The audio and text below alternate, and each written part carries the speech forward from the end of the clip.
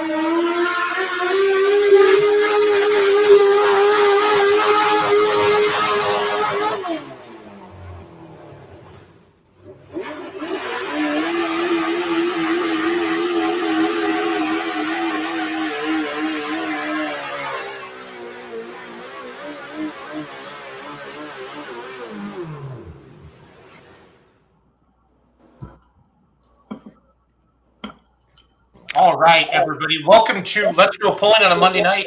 It's all about It's all about garden tractors night, mini rods. We're gonna start off with Matt Larson, promoter of New Richmond, Wisconsin, Midwest Super Pull this coming Friday and Saturday, and then we're gonna have on our distinguished panel. We got Bob Kauffman. Bob, are you on here? Bob's been jumping on and off. Bob, I think Bob's got a bad signal. I'm texting him back and forth right now. Brandon Perry from Monroeville, Ohio. Steve Hovind from Princeton, Texas. If you remember, a couple years ago, I did a live from Steve's. Marty Abfall from Columbus, Indiana. And, of course, the great Kevin Moore, our own little red hooker. But right now, and, of course, Ryan and Charles and Cody as well. I mean, our distinguished panel of guests. But I want to bring Matt. Matt, I'm going to give you center stage here. Let me learn how to do this. So let's talk about New Richmond, Wisconsin this coming weekend, Matt. Yep, so we're pulling inside the Cedar Lake Arena at Cedar Lake Speedway. And it's a beautiful building for inside tractor pull. We've got a huge pits, 2 tracks. Track 1 will be about 260 feet. Track 2 is about 230 feet.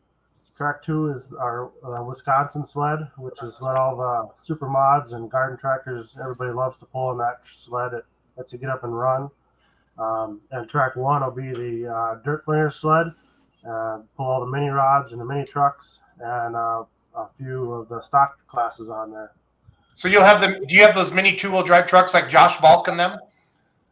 We added that class late. Last year we only had 1 entry, and I got a call from a few guys that said they wanted to come, and so we told them if they got 3 of them, we'd add them. Right now we only have 1 pre-registered, but I think there's a few more coming. So okay, cool. That's a neat class. Yep.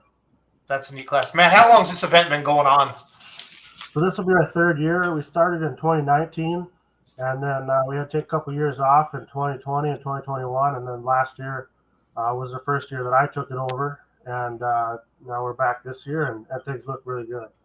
We've got over 280 hooks pre-registered, and I've been getting – my phone's been blowing up the last couple of days of guys that are coming yet, so – last year we did over 400 hooks in 2 days, and I think we're going to surpass that this year.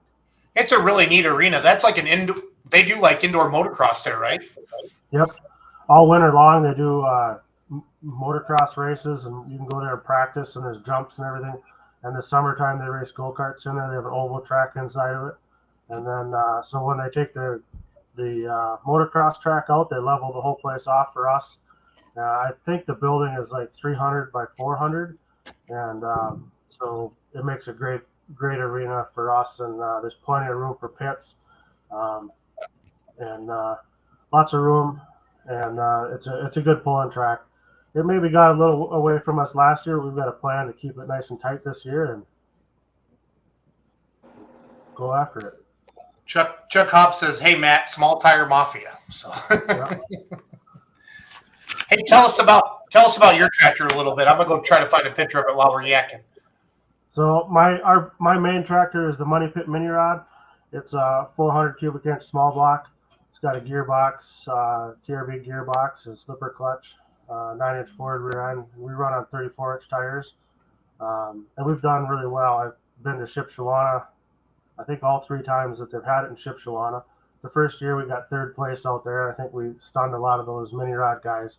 And that's where the small tire mafia comes from. I maybe swung for it a little too hard this year and was geared a little high, but I've got a plan to come back next year and prove that the small tires can play with the big boys. That's what makes it fun. Yep. I know Charles, you remember announcing the mini rod class, bud? I sure do. Yeah. Weren't you like a late entry? Came in place of somebody? Yep. I came in. Greg Nordahl blew his motor up on the dyno, and you guys were doing one of these, and I texted Ryan and said, if you want to fill that spot, I can fill it. If not, no worries. And he said, you can have it. So we pulled her out of the trailer and had about 2 days to get it ready, and we were down there. So these are these are your tractors, right, Matt? Yep, the 3 green ones are mine. The V8 is obviously the Money Pit. And then the Oliver looking one is my dad's. That's a super mod with an 800cc snowmobile engine. And then the John Deere looking one is my original tractor we started with 25 years ago. And that's also got an 800cc snowmobile engine in it. That's awesome. That's super cool. So if anybody has any questions for Matt, If anybody has any questions for Matt about New Richmond, Wisconsin, the Midwest Super Bowl this Friday and Saturday, April 7th through 8th, please type them into the comments. Or if you see this video tomorrow or Wednesday or Thursday and you're wondering about the event, go to MidwestSuperPoll.com or message us on Beer Money Polling Team, and we'll try to get the questions answered the best we can for Matt to help him out there. So sorry about that, Matt. So. Nope, no problem. I was planning on being there, Matt, but it ain't working. So That's one of my favorite pictures right there. I like it. I know that's clearly on Blacktop. Where's that at, Matt? So that's at Waseca County Fair in Waseca, Minnesota. Okay. And that was when we used to pull. So we started when we were pulling on tar. We would pull with turf tires, and then we would overpower them. So we went to sprint car tires, and now we're pulling with drag race and slicks. They seem to last a little bit longer. The sprint car tires, we got to a point where it was taking 3 sets a year to get through the year. So now you get drag race. Yeah. We spent probably the first 20 years pulling almost exclusively on tar, and then when COVID hit, they shut Minnesota down, and we had to learn how to pull on dirt, and we've been having so much fun. We've been putting a lot of miles on, run over into Wisconsin, down into Iowa, anywhere we can find a good dirt track. I'm flipping through your Facebook page, so you're cutting some wood down there. Oh, there they are. That's my office in the basement. That looks like Charles's office. I was just going to ask you how much concrete, asphalt versus dirt do you guys go back and forth on? We do quite a bit. The clubs that we primarily pull with in Minnesota, I would say they probably pull 90% on asphalt and 10% on dirt. It's we're really close to the Twin Cities metro area, and if you go any closer than my house to there, people just don't understand tractor pulling, and so it's hard to find a good dirt track or people that want to put any effort into building a track. And what I've learned about Wisconsin is you go to any of these little towns and there's a Lions Park with a dirt track there, and they show up at 7 in the morning and start drinking beer and getting that track ready, and it may look like it's not going to be any good at noon, but you get on that track at 7, 8 at night, and you better have your stuff right. I love this picture. That Hoosier tire, that is so cool. Yeah. That was what my mini rod looked like when I first got it. We had a power glide transmission in it there. Does the setup change a bunch between pulling on asphalt versus on dirt for you guys? Yeah, when we run the drag racing slicks, you put all the weight you can on the front because it's like the worst or the best hook and track you've ever been on dirt. And a lot of times we'll take quite a bit of weight off on the dirt, because you can read the track and you're going to see what it's going to do. On tar, once you get those tires hot, they get sticky, and you need to have the weight on the front to keep it under control. That was my first win at Waterloo, or in Des Moines. I think that was 2014. That was pretty fun. We made the finals at the Prairie Pullers Shootout, and we were the last hook of the class and took her down and won the class. You are zooming. I'm going to put the event poster up on the screen. Matt, let's talk through that, and then we'll let you get on with your evening here. Thanks for coming on tonight. We look forward to seeing you this weekend. Yep. So we're going to have Tech will open for tractors that are or anybody that's coming at 3 o'clock on Thursday. We'll have Tech from 3 to 7. And then around 7 o'clock, the sleds should be there. And we'll, as soon as the sleds are set up, we'll do some test hooks. And you could do a test hook for $30 a hook. And then on Friday, Tech will open at 7 a.m. from 7 to 10. And so if you're not already registered, you can register at that time, and then we'll start pulling at 11. And then on Saturday, Tech will be open from 7 to 9, and we'll start pulling at 10 a.m. We'll have our drivers' meetings probably 15 minutes before the pull starts, and we'll be ready to go.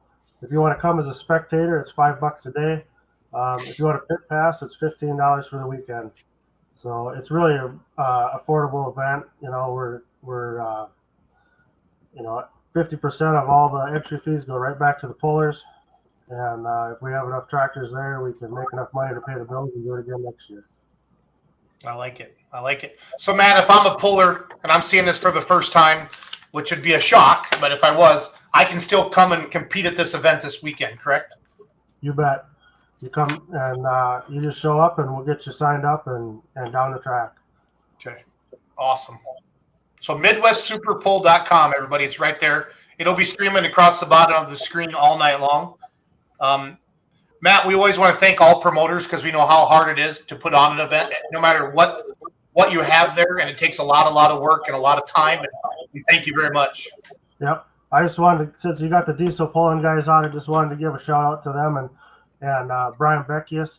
I think we have 6 or 7 limited pro stock diesels confirmed, and 3 or 4 maybe on the fence yet. But it's $300 to win each day on top of standard payout. So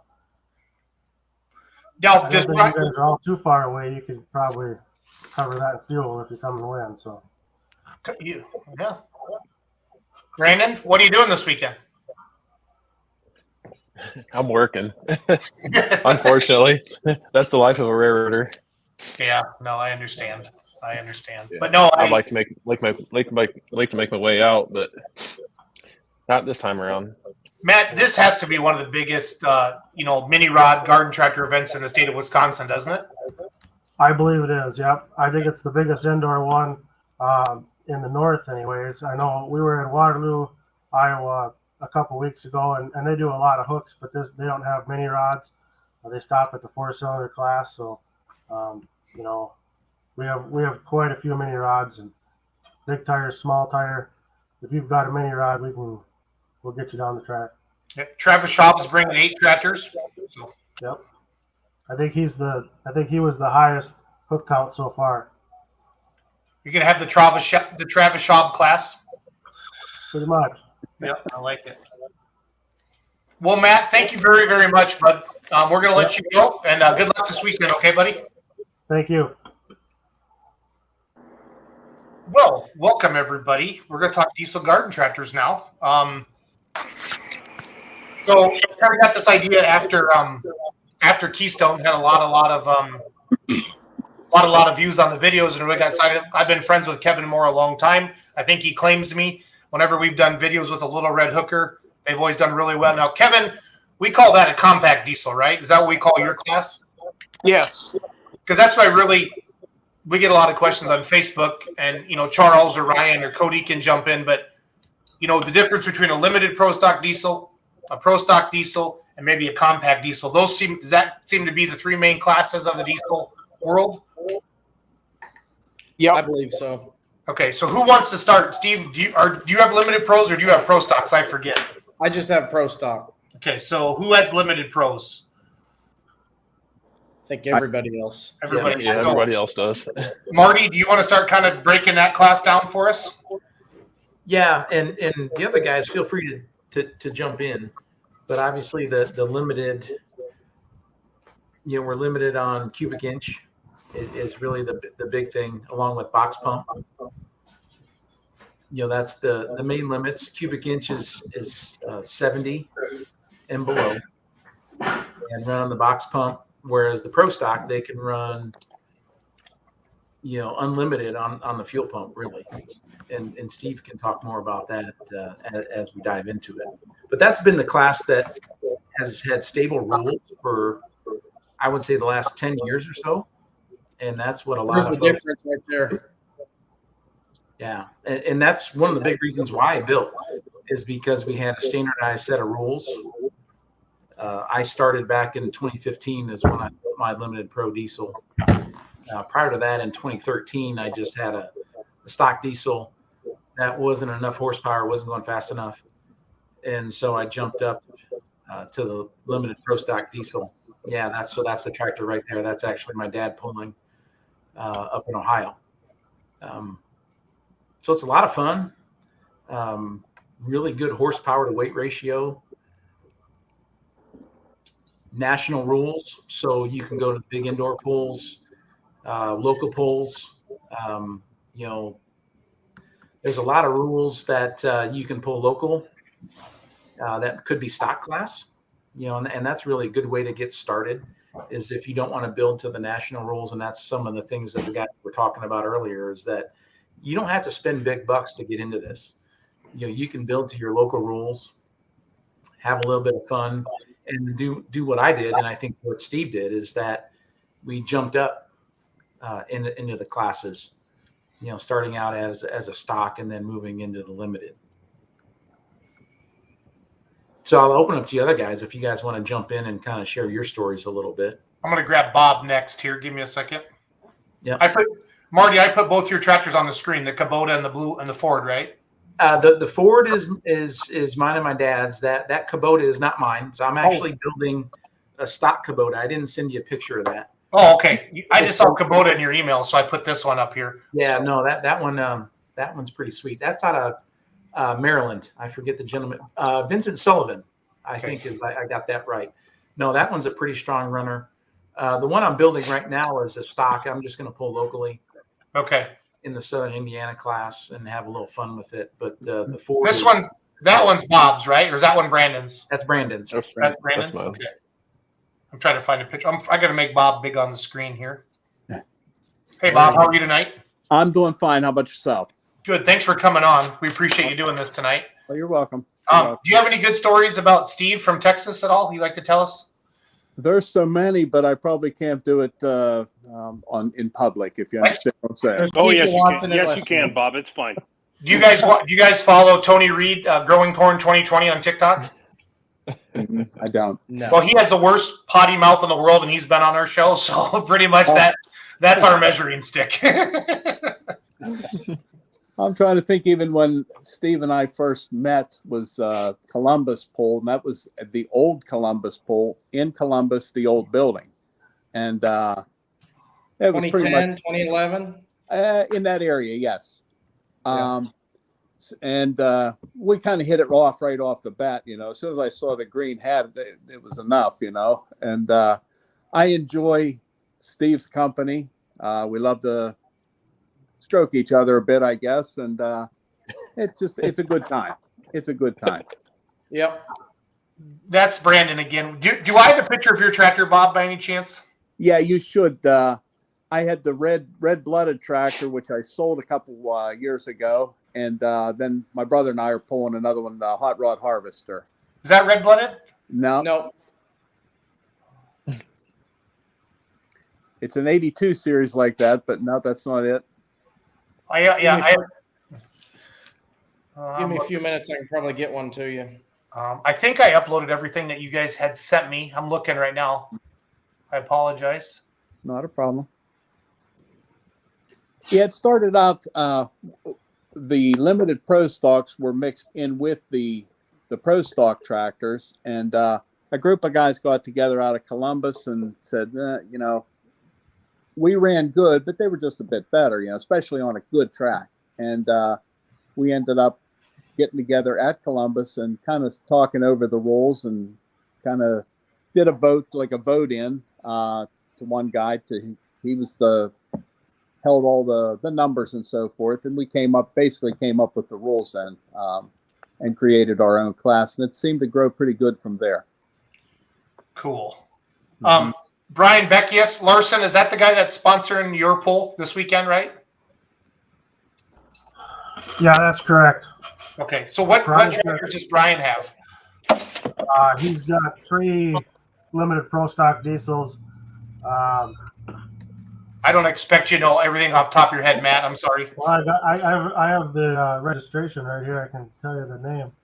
Lack of Control, Austin's Revenge, and Overspooled. I don't have any pictures of them, but okay.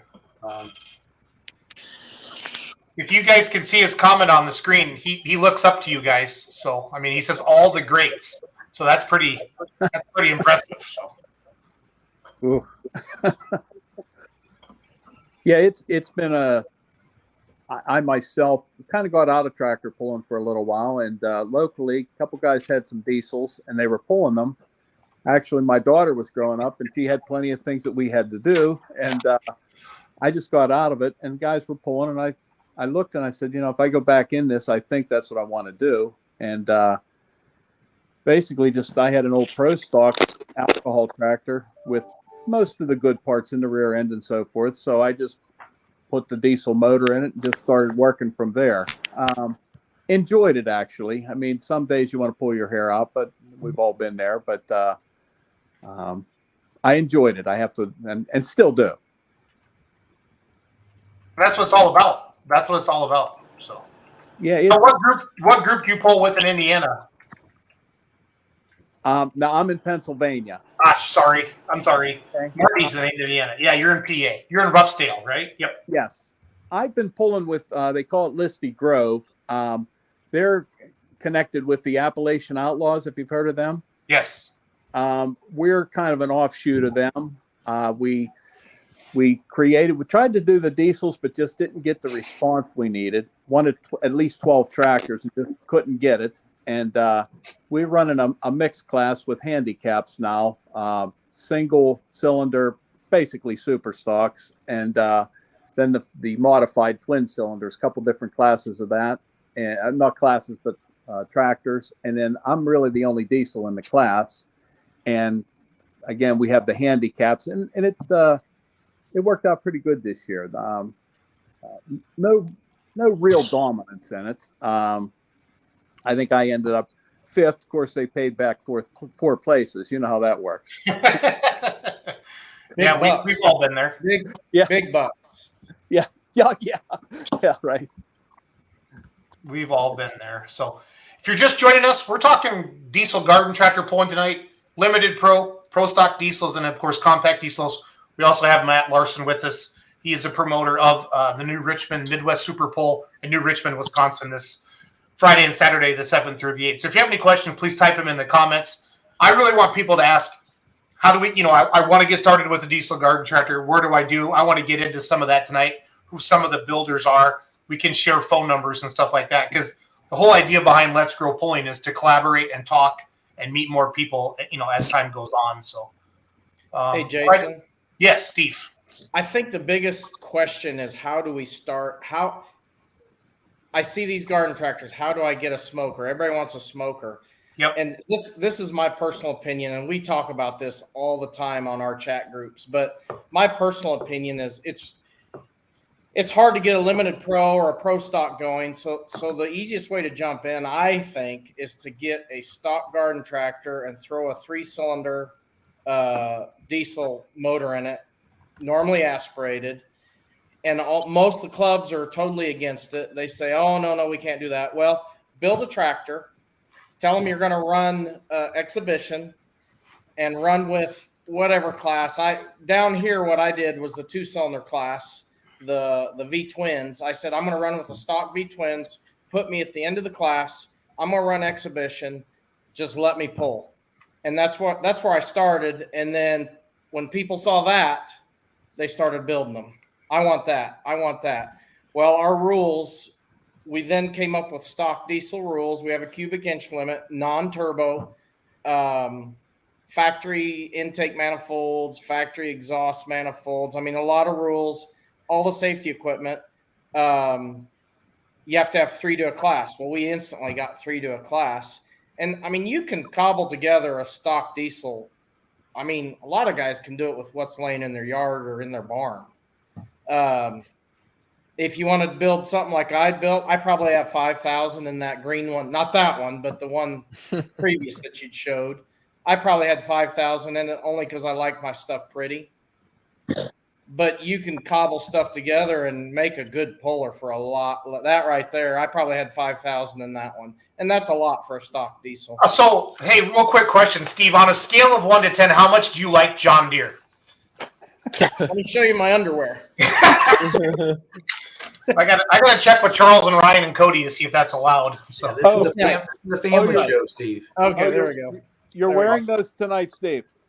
Well, wait, I don't have any on tonight. Never mind.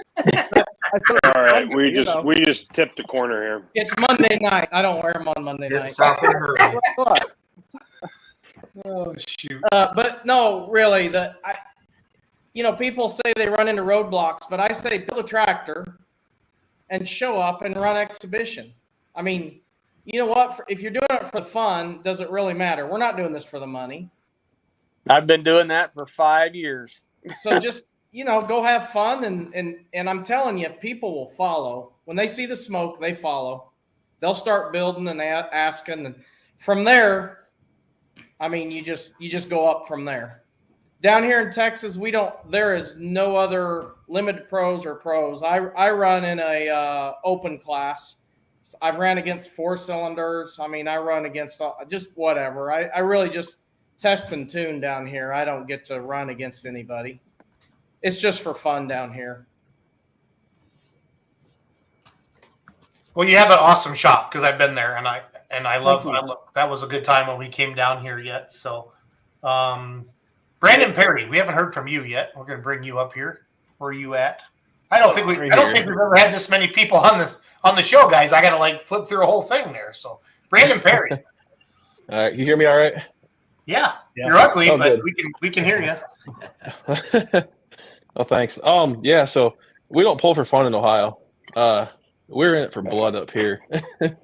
If any of you guys come up here, we are the heart of limited pro stack pulling here in Ohio. I agree. I think that at my house right here, just south of Lake Erie, if we put a 50-mile circle around my house, we probably have 10 tractors, if not more. Honestly, within the whole, 5-6 miles from my house, I could probably round up 6 or 7 of these tractors. That's pretty good. So we, as a group here, that tractor right there is Sam Mullins. And so the class kind of really started with a couple guys from Ohio here. And it was a variation of some big cube stuff, which Jason, you headed up, that button buck tractor. That tractor there was a few of them that were they were testing the waters and coming up with a class. And the tractor that kind of came to the top, which a lot of you guys all know, Kenny Lucius. Kenny went all over place promoting this class and basically got, the guys in Columbus established the rules, but Kenny went all over the place promoting that class. And there was a lot of years Kenny went all over the place being the only guy promoting. And then here in the last several years, it really picked up. So this guy here with the special blend tractor, he is really probably I'm going to tell you, he's the core of why the Ohio stuff grew so fast and why this class is growing.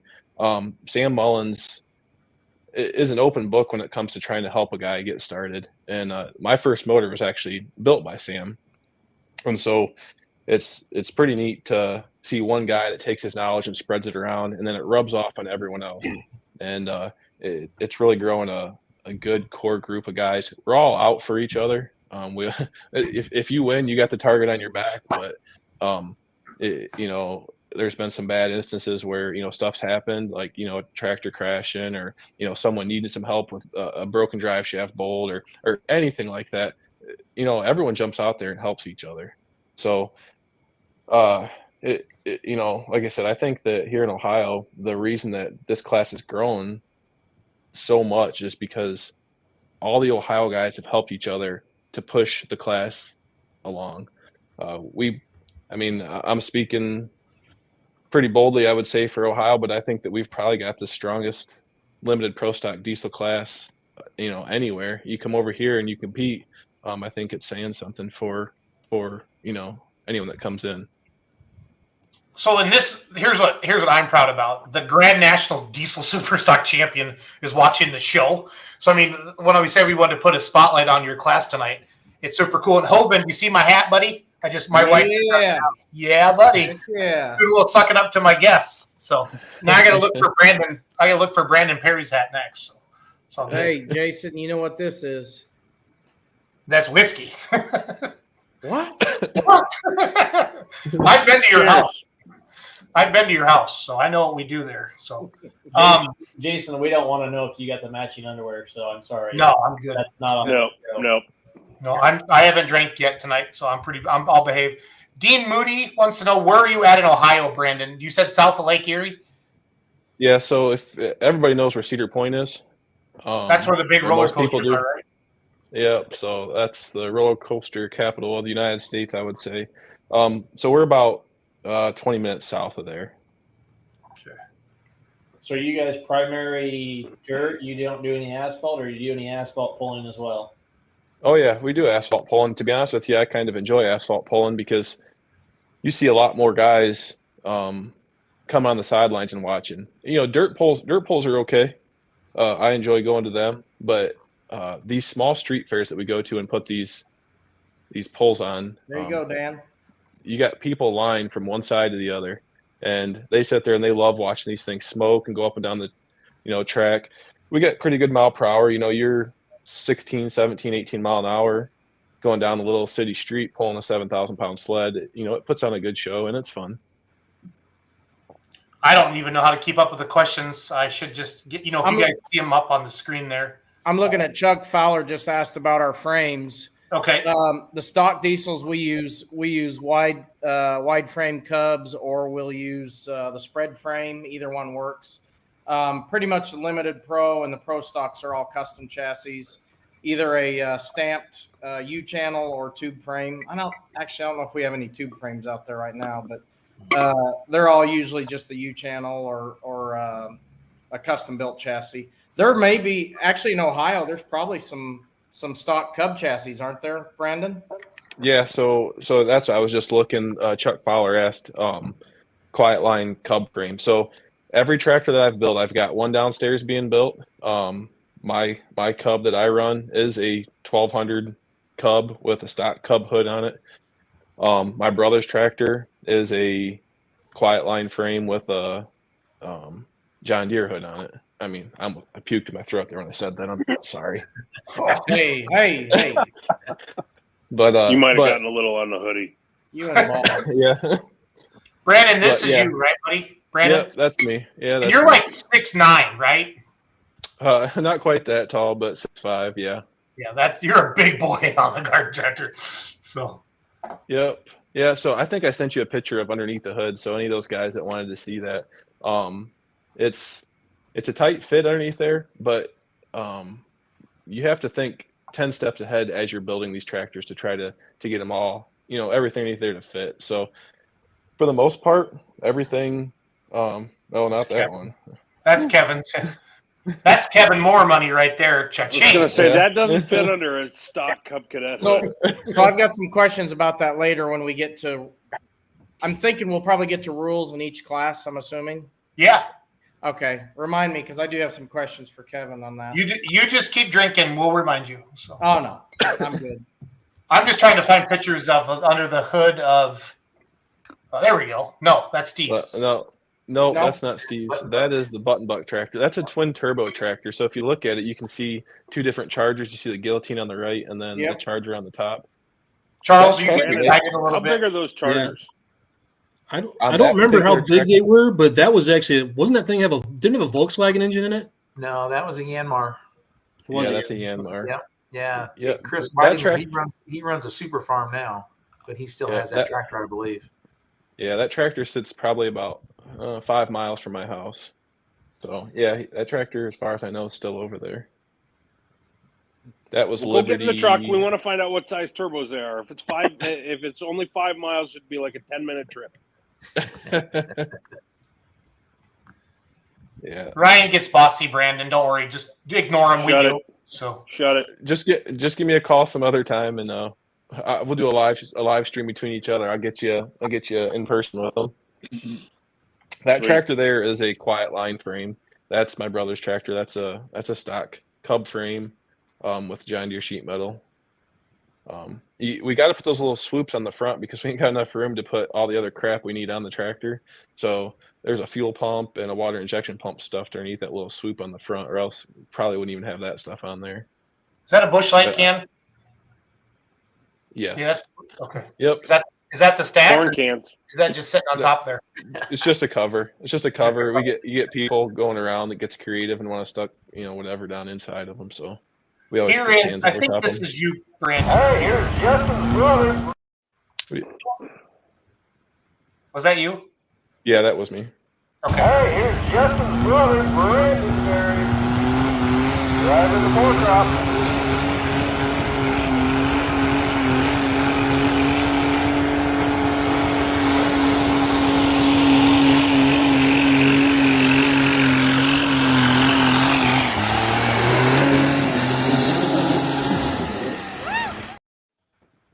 sometimes you guys smoke like crazy. Is that just you? How much fuel you're using on the track you're on, Brandon? So every tractor is a little bit different, of course, but so my tractor, I try to do everything on my own, I guess. So that injection pump is built by me, and it doesn't put out quite as much fuel as some of the other ones do. So, I mean, I went all over the place, so I don't know that fuel is the biggest issue for these tractors. But no, it's just way cooler. It's just way cooler. It is, but I guess winning is a little more fun too. How much? But yeah, that tractor usually doesn't smoke a whole lot. It runs down through there probably about 50 pounds of boost, and it stays pretty clear almost the whole time. I have to say, you guys have like some of the most uncomfortable looking seats. Like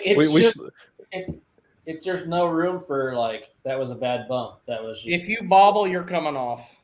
Yeah, like there's not even a lip on the side to hold you in. Yeah. No, so we slide. There's a video that I think I sent Jason where the camera's facing back at me, and where was it? That was at Bob. Where did we pull in November?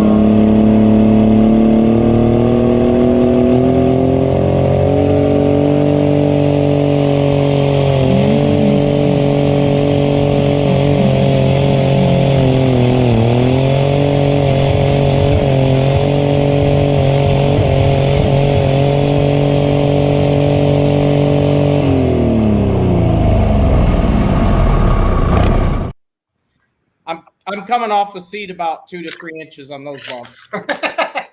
So at that point, you're just holding the steering wheel.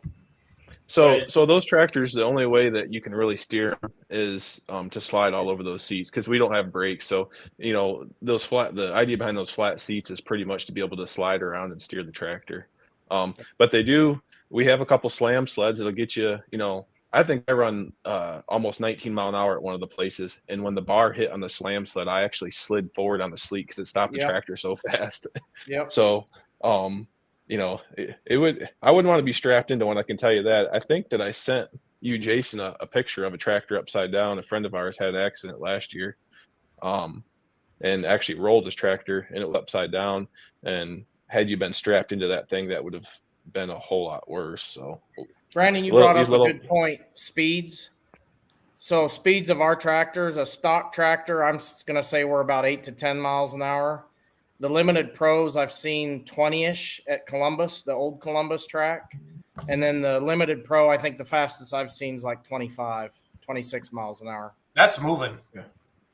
And when the slam sled hits, you're going into the wheel. I mean, it stops you. Yep, you sure do.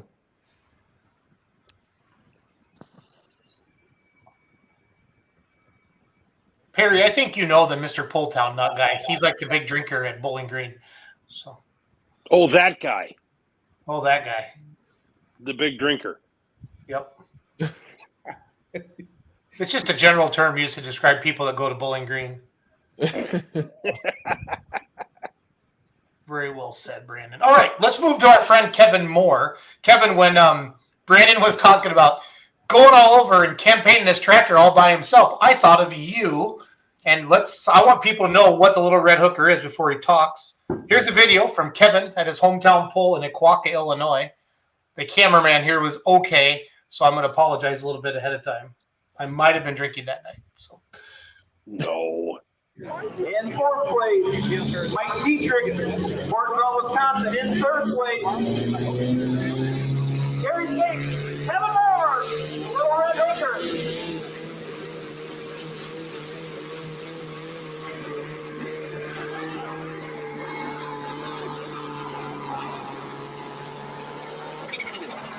There you go. What do you think, guys? I'll finish off in second place. Greg Nordahl, your winner. Our hometown boy. Let's put together again. Let's let him hear inside the helmet. Kevin Moore, Milwaukee, Illinois. Yeah, you're 1,850. So we talked about limited pro stock diesels, pro stock diesel, and then Kevin, I call it a diesel mini rod. You call it a compact diesel. Can you talk about your class a little bit? Yeah, that all started up in Edgerton, Wisconsin, with the Tri-County Pullers. A couple of guys laid the rules down. John Stranley was part of it. And I caught wind of it about 6 years ago and ended up building one. And we've come a long ways in 5 years. It's all Hazley. It's a Hazley motor. Them guys have done me unbelievable job.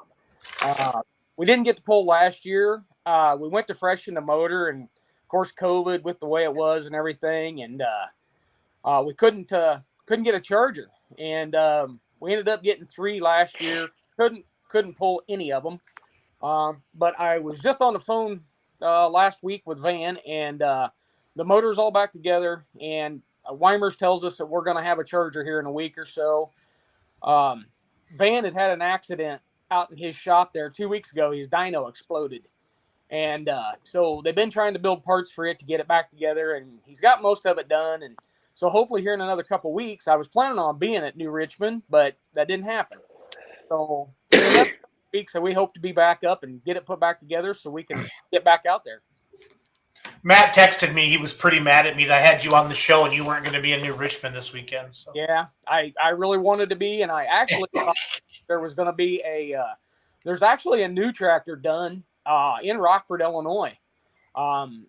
It's going to be called All Lit Up, and this tractor kind of come out of nowhere, and I can't wait to see it. I've been talking to him quite a bit, and I thought we was going to be up there, but he can't be home this weekend. So hopefully we'll be at the Kevin Rudd Memorial deal there at Spark Nordahl's Memorial. That's in May, right? Yeah, Memorial Day weekend. Yeah, good deal. So I was just teasing about Larson. He didn't text me. You know that, right? So, oh yeah. Okay. So Matt, I can't bus chuck a promoter. He's a good guy. Do you know what I'm saying? That'd be bad. So. No, I wanted to come up and fill that building full of smoke, but. Yeah. Like Shipshawana? Yeah. Big fans. We'll get the smoke out of there. You come up. I want to. I'll be there next year. We're counting on it. All right. I hope to have 2 or 3 of them with me. But honestly, Kevin, whenever.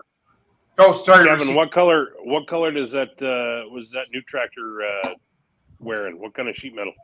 Case. Really? Yes.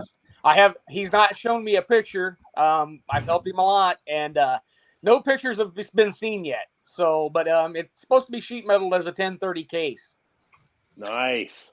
And the new one, our new one, we won't see it this year, but it's going to be sheet metal as a DC case. That's different. Very cool. I didn't know you were building a new one. Yeah, there's a new one in the shop. It's been here for over a year, but we just, after we couldn't get parts last year, we just kind of backed away a little bit. Most of Corey's motor's done. Transmission's done. We actually went back and redesigned the intake plenum. We got away from the log, and we've got a new billet plenum, and they've been seeing really good results out of these things. So hopefully we're going to pick up a few more horse while we do this. But yeah, hopefully her tractor will be done for next year. I hope. So while we're on the subject of sheet metal, how much custom or modifications do you guys have to do to the sheet metal to get everything to fit? Well, the sheet metal that I run, the sheet metal that I'm running, actually that's 284 International Cub Cadet, and we put 6 inches in the top of that hood to make it fit. And so there's a little bit of, actually that chassis is just as wide as a 1066 chassis. So, but I've got a new kid out of Rockford that is going to sheet metal the hooker this winter. And when it comes out, it's going to be really cool. Can you say he's going to sheet metal the hooker again for me real slow? Yeah, that's what he's going to do. But it's been so much fun, like Steve said, you got to promote it, and that's what we've been doing the last few years. Actually, we probably won't run hardly anything with the Tri-County Pullers this year. We're going to run PPL. The Midwest PPL has adopted small block blower tractors, and the diesel rules. So I'm going to go run PPL this year in Missouri. So that's going to be something new and interesting. We'll see what happens. Hey, I got a question about the motor. Yes, sir. I know overseas they run the Volkswagen, the TDI motors. Yep. Overhead valve. Yep. You guys don't allow that here, correct? No, not really. The Tri-County rule reads 250 cubic inch, has to be a manufactured block, and you cannot run a billet pump. So, it's 4B Cummins, of course, stock bore. We run a P pump there, and there's no limit on the charger, and there's no limit RPMs, and you can do it any way you want to do it. You cannot run an ice box. You have to blow water. So that's how we are set up. What's your weight? 23 pounds. 2,300. And when you get with the 4B, Hazley's would not build that motor without filling the block in the head, because they said that it'll just disintegrate itself. Right. Yeah. And so we filled it. They do have some really cool stuff out right now. Actually, Corey's new motor will be aluminum filled. That's a new deal they're doing now. So we'll pick up a few more pounds of movable weight. That's what I was wondering. Is it easy keeping under it, or how tough is it? Right now, I run a TRB 106 rear end. That helped a lot. We're going to try a Dana 60 in Corey's new tractor with an automatic behind it. So right now, I've got about 70 pounds of movable weight. There you go, Dan. I think he answered your question that you just posted. Yeah. So not a lot, but there are a few things that you can do. I run a gearbox that actually we're getting ready to start manufacturing, a quick change box that takes profab gears. So we've found a machine shop to build them, and we're going to start manufacturing them. Very nice. Yep. Since we're talking mechanics, I think it was asked a while ago, but what type of clutch are you guys running compared to, say, full-size tractors? Is that a custom clutch that you guys are building, or how are you doing that? I run 11-inch twin disc Crowder with a billet flywheel, of course. And then we run a blow can, because you're sitting on top of it, that's for sure. If I've missed somebody's question and you want to ask Kevin or the Pro Stock Diesel guys or the Limited Pro Stock Diesel guys a question, or Matt Larson about New Richmond this weekend, please type it in the comments. I'll start putting them up on the screen so we can circle back there. Kevin, give us a rough budget to build a compact diesel today. Unless your accountant's watching and you don't want to talk about it, it's okay. For what we know now and the parts that we have manufactured, Hazley's have built a lot of parts for the 4B, just because the first couple of years we stretched the limits on just about everything. And so we've got a lot of stuff built now, and the engineering's a lot cheaper. You could get into that one for $75,000-$80,000. That's from the ground up. Okay. And that's new. There's some chassis out there. There is a tractor, so the story's being told, that's going to come out of Indiana next year on a wedge chassis. Ooh. Yep. So we'll see. Yep. All right. So here we go. So let's circle back now. Kevin, thank you. Let's circle back to Limited Pro Stock Diesel. Let's talk about those motors, guys. And then Tyler Underwood, he wants everyone's opinion on the cost of a Limited Pro Stock Diesel. So you heard Steve talk earlier on. If you want to get diesel garden tractor pulling, and I hate calling it garden tractor pulling, but I don't know what else to say. Sorry. Is that just the term we use? Is it garden tractor pulling? That's correct. Garden. I just hate tractor pulling. We take like 5 words and we just don't call it lawnmower. Just don't call it lawnmowers. Yeah, I agree. It's just so much more than that, but I get it. It's a wordy dirt. Like Steve said, if you want to get started, Steve said, just put together a stock diesel and go pull. And he basically said, you get in front of some people and then they're going to ask about it. And then that's how it starts. So don't go out and, unless you have FU money, you don't need to go out right away and go big right out of the gate and just knock some stuff out to do that. So, So kind of go stock diesel, guys, and it goes Limited Pro Diesel, correct? Yes. So Marty or Steve or Brandon or Bob, you guys kind of want to take that over? Just let's talk about the build, how one gets started, and just a ballpark range maybe of what you think it would cost to be competitive today. Yeah, so I got a friend just down the road here building one. And so when I first got on the track, probably 6 years ago, with this class, the first thing that was preached to me through and through was transmission. These tractors eat Cub transmissions. The Cub transmission is a strong transmission, but the only way to hold the diesel power is with a planetary setup. And I sent you a few of those pictures too, Jason, of the planetary setup, the transmission. To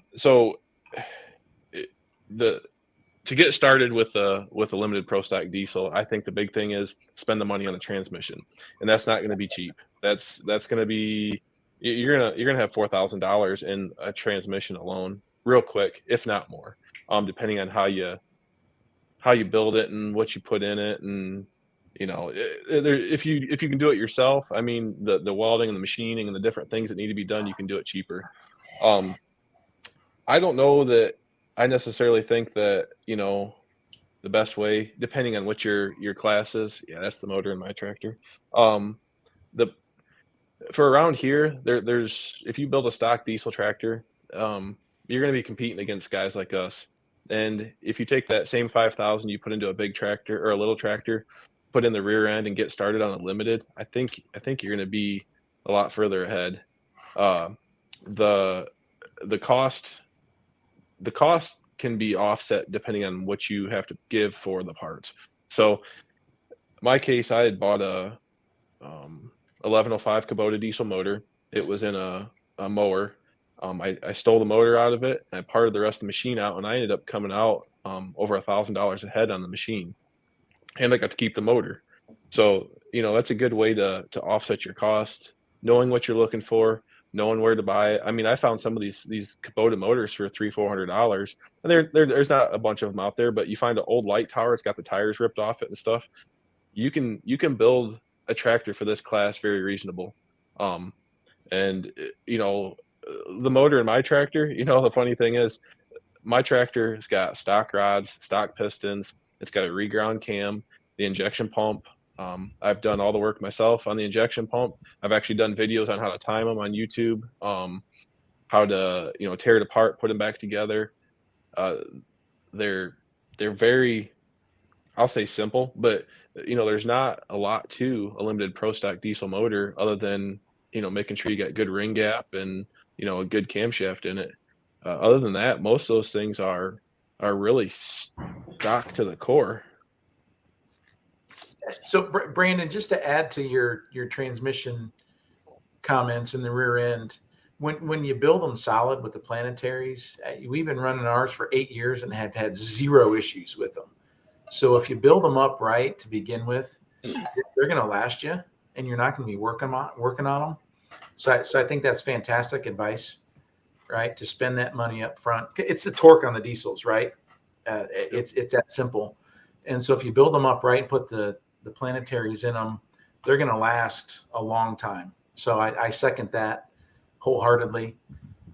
If you're running more of the stock, right, you may be able to get by with more of the, available parts that are out there. And there's some guys, just to be honest, there's some guys out there running the hydros now that are on some of the Facebook forums that we have that are having a lot of fun with them. And so that's what the garden tractors came with for the most part, when they were from production, whether they were IH or Kubota, was the hydros. And you can have fun with those. There's a few guys that post a lot that, they're putting turbos on them and, just to have fun, to get started. Right now, if you're going to put 1105 and start putting, 130 horsepower through them, okay, that's a different story. Jason, those pictures you're doing right there are stock diesels. That red one you did, and that's my son on one of mine. And then I think there's a gray one that I sent you that's kind of jazzed up. Yeah, those are stock diesels. And Brandon is correct. Put the money in the transmission wholeheartedly. But like where I live, we will probably never see a limited pro down here unless I build it, which actually I got a chassis heading that way. But anyway, the brush pullers, all they'll ever do is a stock tractor. All I tell them is put a dart rear end in it and go pull. Because they're just not going to they won't put the money into it. They just won't. Right. I don't know. There's probably pockets. I wish I lived in Ohio because I would love living in the heart of you guys. Love it, love it, love it. Right. But and the big thing is know your competition. So, yes. This area is, I mean, there's tractors, there's at least 2 or 3 more tractors right now in the works here in Ohio that has not hit the track at all. And so, knowing the competition and who you're going to pull with, that makes a big difference too. So I wouldn't tell, like you said, I wouldn't tell anybody to go crazy and build a big diesel tractor if you don't have the competition, or, maybe you want to try to grow it in your area. But I think it takes, I think the big holdback on why the class doesn't grow as fast as it should is it takes a lot to build one. It really does. A lot of tuning, a lot of time. And without a backing like we have here in Ohio, you're not, it's a lot harder to grow the class because, right off the bat, just like something simple as water injection. Well, a lot of guys don't know how much, water injection or what kind of nozzles or anything along that lines, what you need in order to get that tractor started. And if you don't have the right amount of water going to it, what happens, so things like that you can bounce off your local guys really supports the class. A few years back, I would say the money was not an issue as far as people trying to stick into these tractors and get, started building. I think you could have gotten on the track pretty easy for, anywhere from $7,000 to $10,000 with a tractor running down the track a few years back. Now, a friend of mine just down the road's building one, and he does a ton of fab work himself, building it from, it's a tube chassis tractor. It's got a bunch of aluminum all over it. So it's not being built in the most cheapest fashion. I mean, a cheaper fashion would be kind of the route that I've gone with the stock frame and so on. But that tractor, he said he added up and he's approaching $14,000 in it because of how high the cost of parts have gone. So it's almost double. I'm building another tractor right now. My planetary rear end's been done for a couple of years. The motor's done, but just buying some water injection stuff. I was looking online the other day at some old receipts that I had saved, and the cost of water injection stuff is double. The cost of parts right now, I think, is going to really hold some people back because, unless you're a guy that's already pulling and wanting to downgrade some. I had talked to a guy the other day at Napa. Heath, I'm not even gonna say his name. Never mind. But anyway, he told me the cost of his head for his tractor, and you could build 2 limited pro stock diesels through and through, painted. There's Bob. You could build 2 of those tractors for the cost of just the head on one of these big pulling tractors. So, yeah, Brandon, I think that's spot on, right? I mean, it's all relative. 10 to 15,000 is compared to a big pro stock, right? So if you want to get in and have some fun and blow some smoke and still go fast, this is a really good class to get into, and you don't need the big haulers to pull them around. I grew up on a farm, but I don't live on a farm anymore, and I can have all the stuff in my garage. So that's another big plus with these, that you just don't need all the space. You don't need the expensive trailers and the trucks and the haulers to do it. Again, it's relative, depending on what you want to spend, but for 15 grand, you can have a hell of a lot of fun with these things. And 15,000 is going to be top of the mark, I believe. I really believe top of the mark. My first track on a limited. Yeah. Yeah. A pro stock, Steve, you might want to cover that one. Make sure your wife's not on, Steve, because I've seen that motor at Zach Kerber's, so I can only imagine how that one went. Yeah, no, we're good. Yeah, his house is separate from his shop. It's down the hill. He's okay, so he can see her coming. So what's the difference in limited pro and pro? Right. Hold on, Steve. Hold on, Steve. That's the difference between limited pro and pro. So right there's $3,000. Used to be. I don't know what it is now. Who produces that? Used to be Columbus, but Fair Valley is the go-to now for me anyway. Yeah. So are they making those? Well, it's a Bosch A pump, and they modify it. Okay. It's a factory pump, but it's just modified. Gotcha. So that cubic inch and those little guys. Well, you're direct injected, so a limited pro is not going to be direct injected for the. Yeah. These help too. I mean that's really the difference in the two is the cubic inch. So limited pro is 70 cubic inch. Pro stock is 75 cubic inch.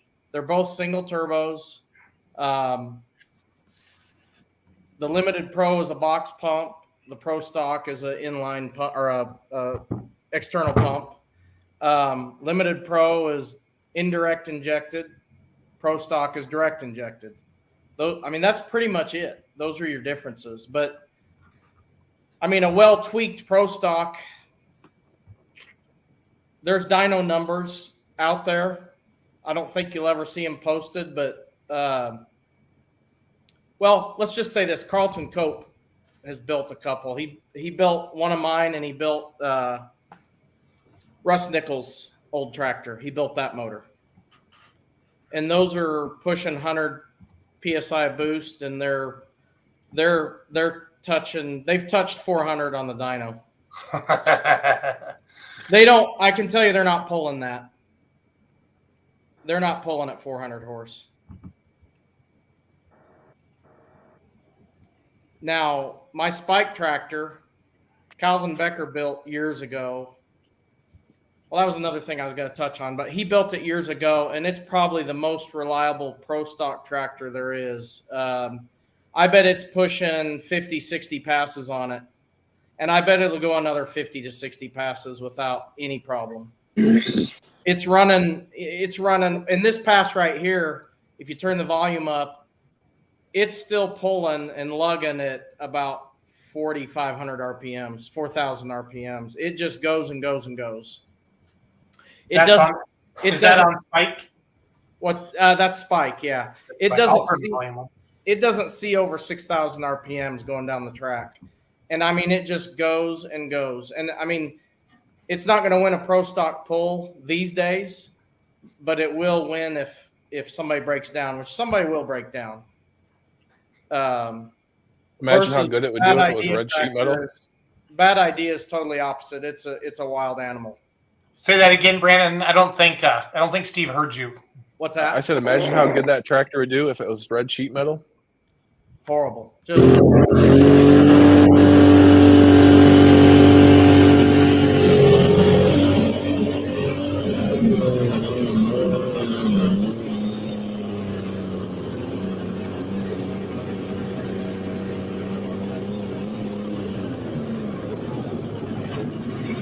That was in Liberty, Kentucky a couple years ago. Remember that, Bob?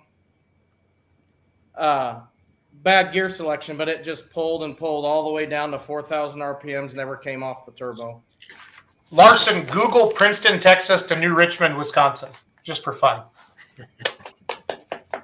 Just for fun. What's that? I want Matt Larson to Google New Richmond, Wisconsin to Princeton, Texas, just for fun. Yeah. So, just for fun. See what you're doing this weekend. It's Easter, take a little family road trip. So I think there's maybe a pro stock tractor going to be up in Wisconsin. Does anybody know about that this weekend or next weekend? Yeah, I believe there's one. I don't recall the guy's name. It's actually sitting in River Falls, Wisconsin. I believe right now. Yes. We'll see how that I'll be interested in seeing that. If that's the one. And then I know Brian was working on another one. So. We've probably got 10 pro stocks across the United States, I'm guessing. And that's it. Where do you guys get together to compete? Well, that's another issue with the diesels. We used to get together several times a year. Columbus was kind of our Super Bowl, Columbus, Ohio, and then they moved it to Springfield. But we kind of got snuffed out because nobody liked the smoke in the building. Kevin Moore. It's all Kevin Moore's fault. Yeah, all my fault. We kind of got pushed out of that deal. He can't go back to Shipshewana anymore either. Don't feel bad. No, I'm going to Shipshewana next year. We will be there. I feel that kind of hurt us pretty bad. Was that when we got pushed out of there? That kind of hurt our deal.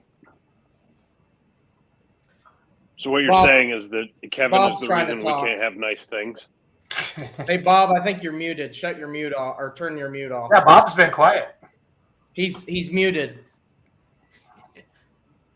That's No. unusual for Bob. See if you can There's unmute something him. going on. Bob, log off and log back on. Something's goofy on your end, buddy. I know he's got some input. I'm going to kick him out of the studio and let him Log- get back here. Are you guys using 3-cylinder Kubotas? Austin Thurby wants to know.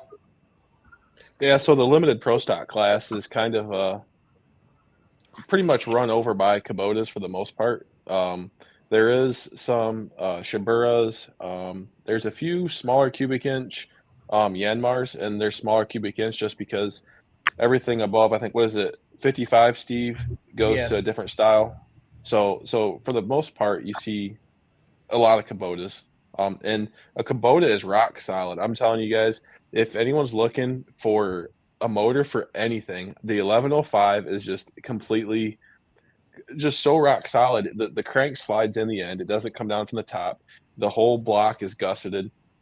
We actually, my brother's tractor broke a rod, shoved part of the rod through the block. And one night we went and got another piston.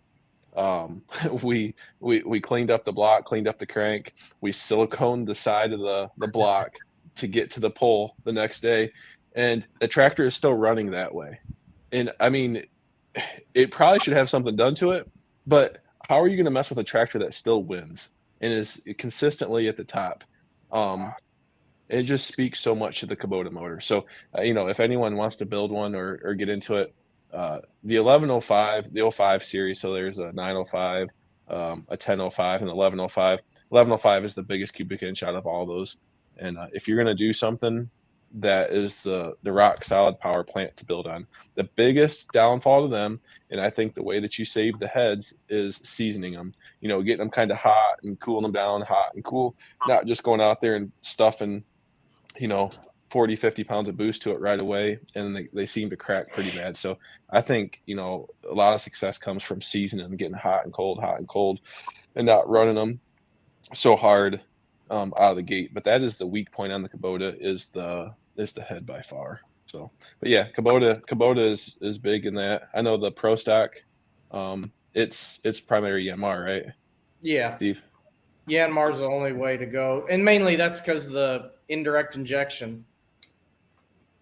And they're rock solid in the pro stock class.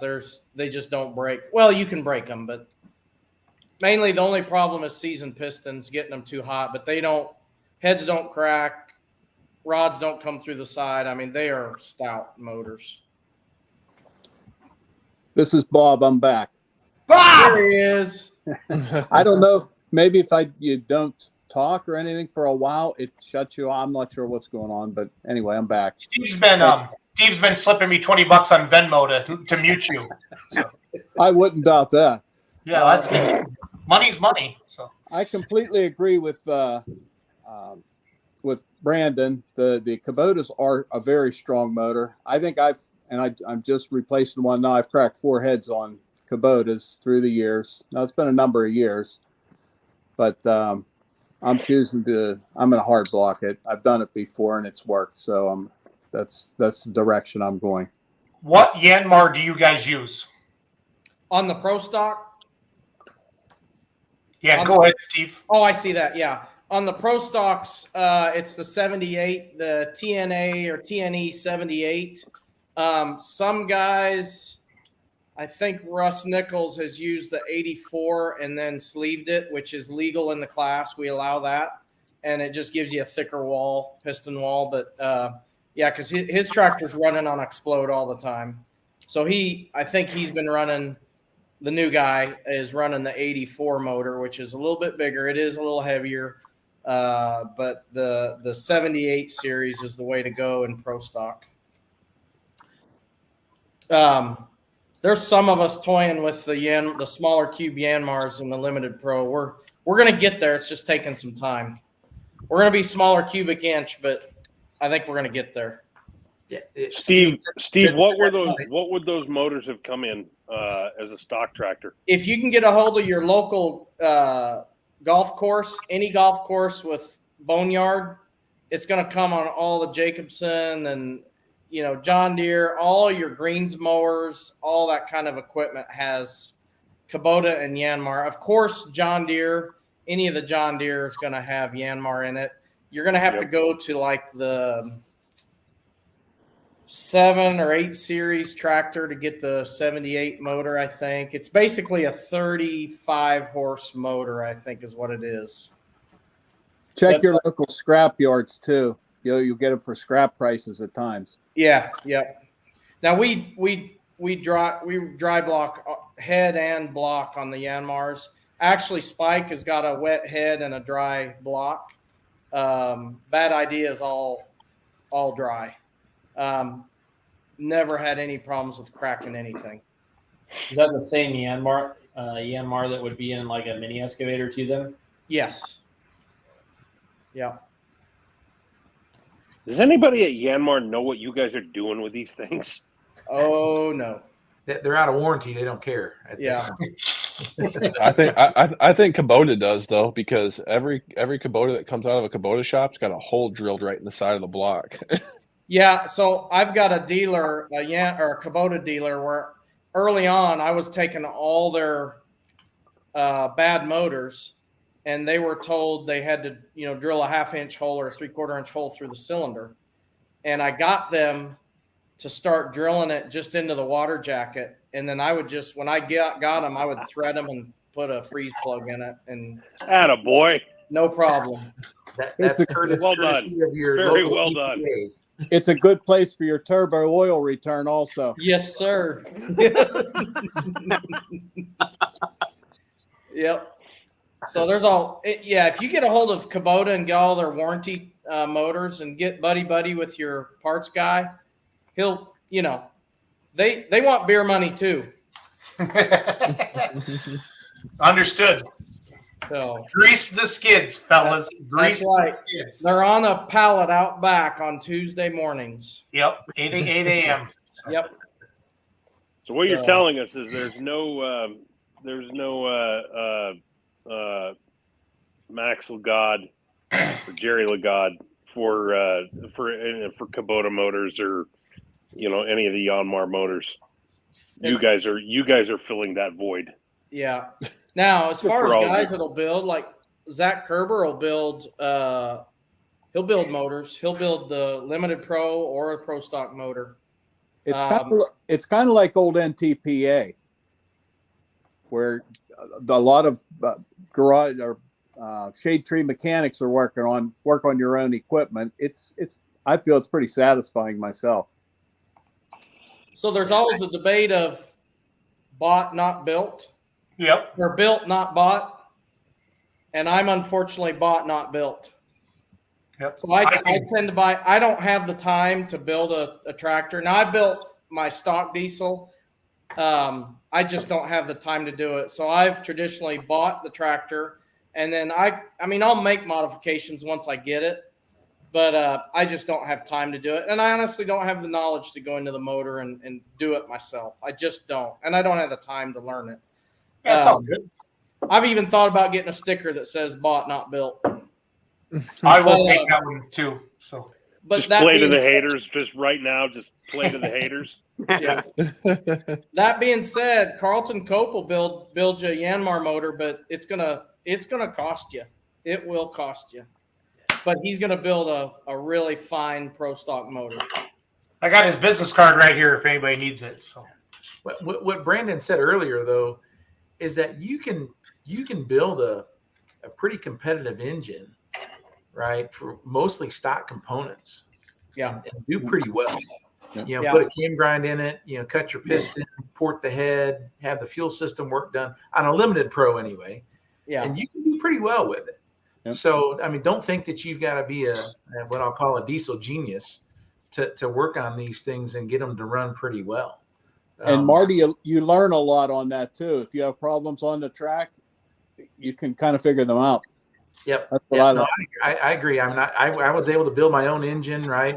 Had some components machined, and we don't have it set on kill, and knock on wood, it's been very reliable for 8 years. Mm-hmm. And, it's not necessarily going to light the world on fire, but it's competitive and it holds up. So, I mean, that goes back to the Kubota, right? They're damn near bulletproof if you can keep them cool and don't crack the heads. And this going back to a lot of you guys have all said the easiest way to get into this is to build a stock diesel. What kind of horsepower numbers are we talking about for a stock diesel tractor? What kind of numbers are we talking about? 20 to 30. Okay. With a 3-cylinder. So Brandon was just talking about the 05 series Kubota. I've built several 902s and 905s, and they make a perfect stock diesel motor. I mean, for a motor. I think, Jason, you had a really green-looking motor in there in some of those pictures. That's my 902 that I built. And it is bone stock. I just put all factory pistons. I put everything new in it is all I did. And you don't need to do that. You could pull a 1,000-hour motor and put it in a tractor and go pulling. Yeah, I totally rebuilt that motor. That's my $5,000 tractor right there. Only because it's pretty.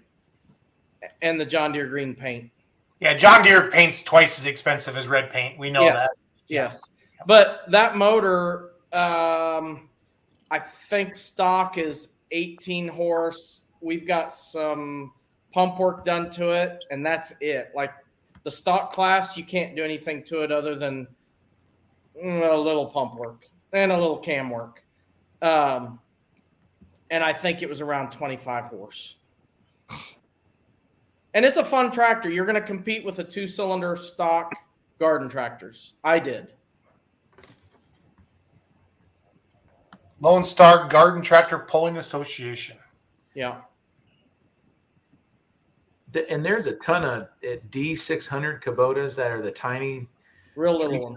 There are a dime a dozen out there that you can put a little, RHB31 turbo that you can get from Amazon, blow some smoke, turn the fuel screw up.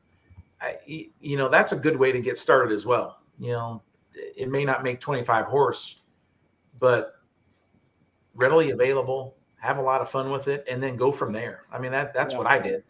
I started with the small one, didn't go fast enough, so I went to the bigger one, to the D1105. And there's nothing wrong with that. Start out small and grow. I hear a lot of people have problems with their clubs. Oh, we don't want diesel. We don't want a class. The only way you can make it happen is to build it and just say, I'm going to run exhibition. Because I guarantee you, once you start blowing smoke, the crowds want to see it. They want to see it. They want to see it. And the clubs will start saying, oh, okay, yeah, run with these guys. And they'll make adjustments. We adjusted hitch height. We changed weights. We made it work. And everybody can make it work. If you just go in it and say, I'm going to run exhibition, put me at the end of the pull, let me just pull. They're going to let you do it. Yep. So basically you force the issue in a nice way. That's what I did. Kevin, that's what you did. Yeah. It happened again this year. Dirt Flingers and Dairyland both picked up the diesel class. They adopted it. And I think the guys out at Tri-States, I think they're going to pick up the diesel class this year. So that's going to open the doors for the mini rod diesels too. Kevin, do you pull against blown automobile engines? Yes. I thought so. Yeah. It does very well. Yeah. And that's how we're going to run the PPL this year.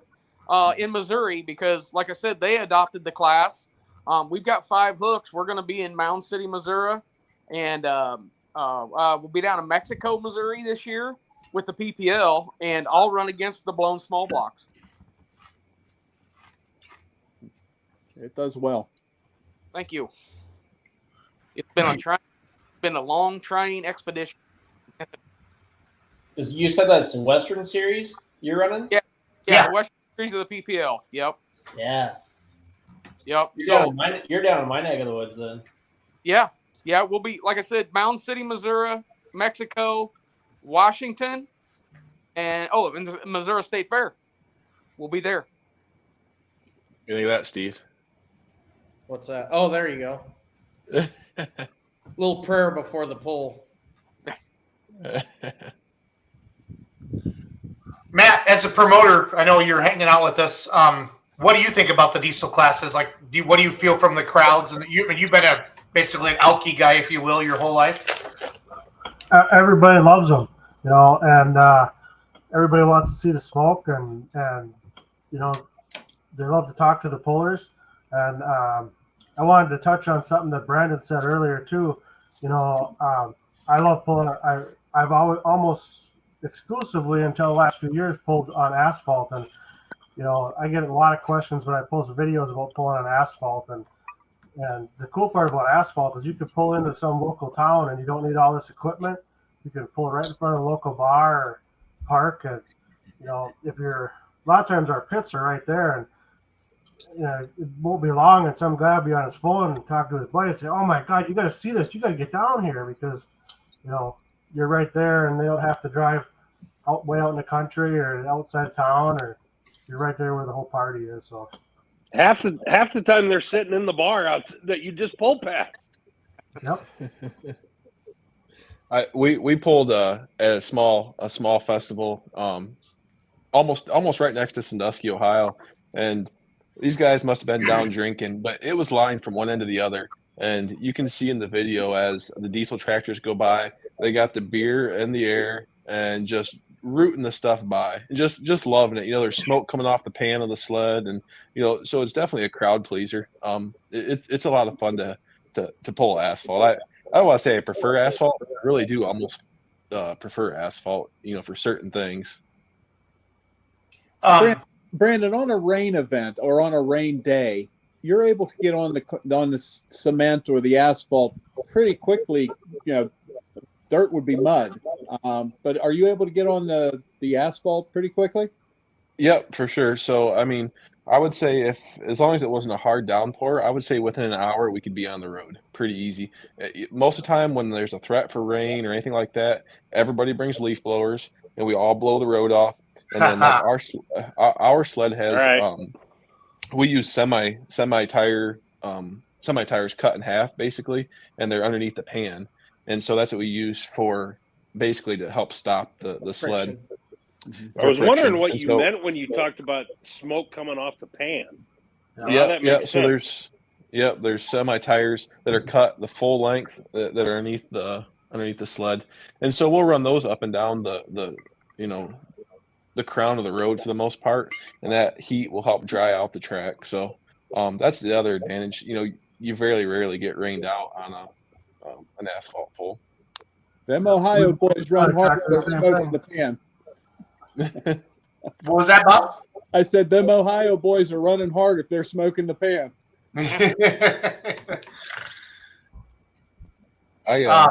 Let's flip the script. If I'm a promoter and I want to have you guys at my show, what does it cost to put on? Like, Matt, what are you spending? You have a gigantic pull. What are you spending this weekend, you think, to put on your event? Well, our event is a little bit different because we have to rent everything. Most clubs, when you go to a town, the town or the festival is paying the club to come in. So for us at Gopher State, we charge $1,100 to put on a show, and with that $1,100 it gets you about a 3-hour show. Okay. There's other clubs in the area that are a little bit more, and there might be one that's a little bit less, but that's what we get for a show. Brandon, what do you guys charge? Like, you guys charge your class? Are you what are you again? LPSD Ohio. What's that stand for? Yeah. So basically, like I guess you can kind of see it in my shirt, the Ohio Diesel Garden Tractor Pulling Series. That was a series that we promoted to go to different local clubs, and we run a point series, and which you sponsored that 2 years ago, I think it was. Yeah. And so we, as a group, don't actually own a sled.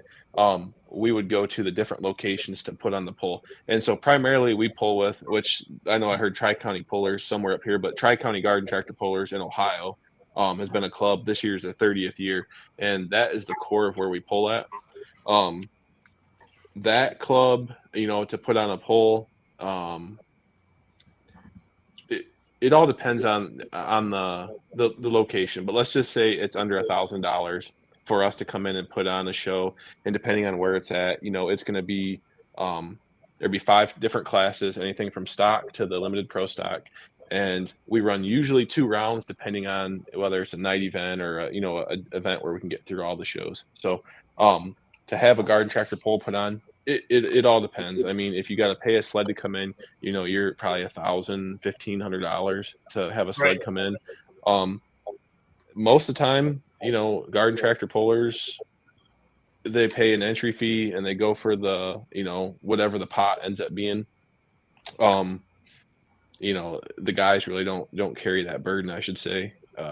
It's usually on whoever the promoter is getting whatever sled he wants there. Gotcha.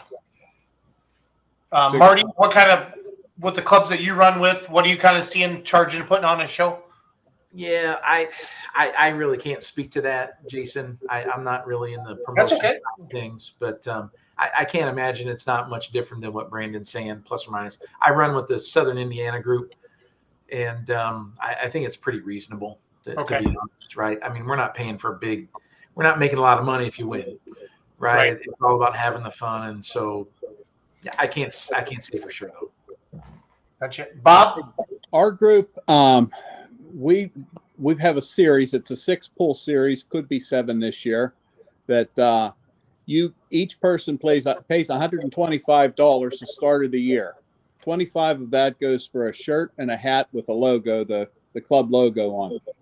That $100, let's make it easy. Let's say 10 tractors in the class. That $100, now we're looking at $1,000, stays in a pot. That entitles you to free entry in those 6 or 7 pulls, and they pay back at each pull. I believe it starts at 90, and they pay 5 or 6 places back. Okay. At the end of the year, the pulls are totaled up. The distances are totaled up through the year, and the highest distance gets 40%. Next is 30, 20, and 10. So that money all goes back to the puller. It's a nice deal. I like it. Steve, I know you don't have much garden tractor pulling in Texas, but what clubs? I mean, is there 2 Lone Star, the one up by you by Dallas, or it's just us? We pretty much charge. I think it's $500 to get our sled to show up, and then we charge so much per mile because, I mean, in Texas, a local pull's several hours away. Yeah. Nordheim is what? 5 hours south of us, 6 hours south of us. Yeah, the first time I went to Mettings, I got to Texas, and I thought we were almost there. Nope, we were not almost there. Nope. I can get to Ohio quicker than I can get to El Paso. Yeah. And I've never left Texas. Now, that being said, I know when we have pulled with the Outlaw guys before, and then one of the Texas groups, the big pullers, and we don't expect hardly anything. I mean, we honestly don't expect anything.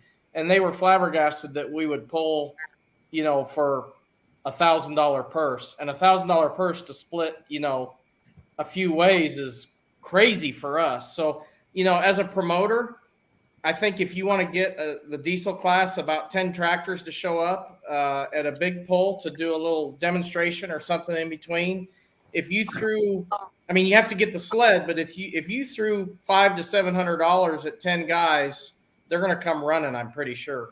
Well, that's kind of what the goal is. If they're close. No, I agree, and that's something that I've talked to Brandon about this in the past is to give the the limited pro stock diesels and the pro stock diesel garden tractors more a bigger chance, and hopefully a promoter sees this. Be a cool way to start out a show. You know what I mean? It really, really would. So we do ours now. Now this is not just diesel. This is our club, but when we pull with the big guys, there's usually 2 tracks, and we pull one after the other, and it's really good because it gives the big guys a chance to work the track, and they're not pushed so hard because we're putting on a little bit of a show that's kind of entertaining for the kids and whatnot. So, it really helps a show go by having us pull every other hook. Gives them time to maintain the track and whatnot. So, or if you got a breakdown. Another, for instance, this is getting off track, but we've got a really good PA system. They lost the PA system up at Whitewright one year, and they took ours over, and it was better sounding than theirs. Our music, our PA, everything. So it really works good together. I mean, depending on what the club has for equipment, or if they've got equipment, it can be a good thing. Definitely is a good crowd pleaser. As far as crowd pleasing goes, I know at Columbus and Springfield, they used to put us at the end of the night because of the smoke. And there's, how many tractors used to go there, Bob? Hundreds. There's 500-600 tractors, hooks in a day or whatever. And it was pretty much just the guys that were pulling there. But at the end of the night, when the diesels start showing up, we would fill the stands on the indoor arena. I mean, filled the stands.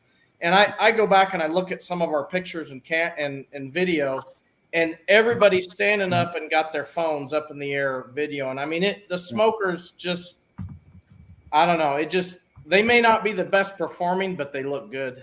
No, Steve, that's what made me we posted 4 videos back to back from Keystone on TikTok, and they literally 4 videos in a row went viral. It was insane. Yeah. And it was awesome. Jason, last year, when we pulled with the Listy group and the Hammer Time group, we were pulling with big tractors and trucks. Okay. And the big sled got to take a break while we came out, which worked just perfectly, for everybody involved. And we were well received. Man, I think we could have sold the tractor 3 or 4 times last year. They're just something different, and the people really like them. Yep, I agree. Brandon, is Ohio Diesel Point Series happening this year? We're still up in the air about that. So we're trying to figure out a schedule maybe where we can get around Ohio and promote it. Haven't decided yet. I know Marty has talked to me about doing maybe some sponsorship, and I've had a couple others that's reached out to me about sponsorship for the Point Series for just this. Haven't decided yet. We've got a group chat going. I guess I should get back into that and talk it out with guys and see what they want to do. I thought about doing a weekend. I thought about doing you run all year for say like a belt buckle or a ring or something cool, different that's commemorative kind of that you'd hold on for a long time instead of just some money. So it's still up in the air. Not 100% sure yet, but it might happen. We'll see how many guys want to come around this year. No, that's awesome.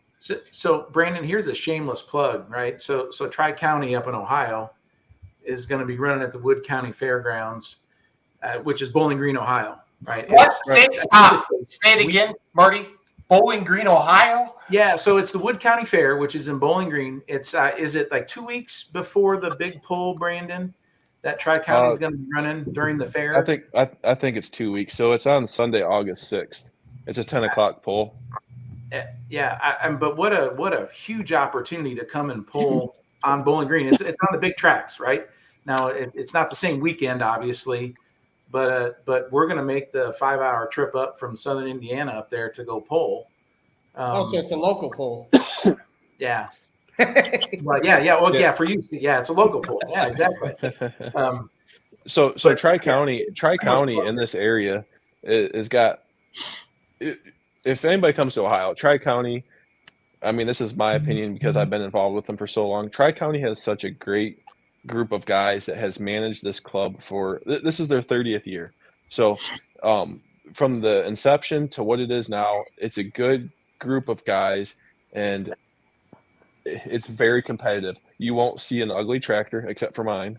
You won't see an ugly tractor at the polls. They're all beautiful sheet metal. just top of the line, equipment. And so this year they have, I think 11 poles. And so, and they're all in Ohio, and almost all these poles are going to have a limited pro stock tractor there. So if you look up Tri-County Garden Tractor Pullers on Facebook, you'll find the schedule there, a list of rules. The Wood County Fair, we got a lot of people interested in coming there, wanting different things, and we're going to run our standard classes. We want everyone to come. Everyone's going to get a hook one way or another. You just have to follow our safety rules at the core.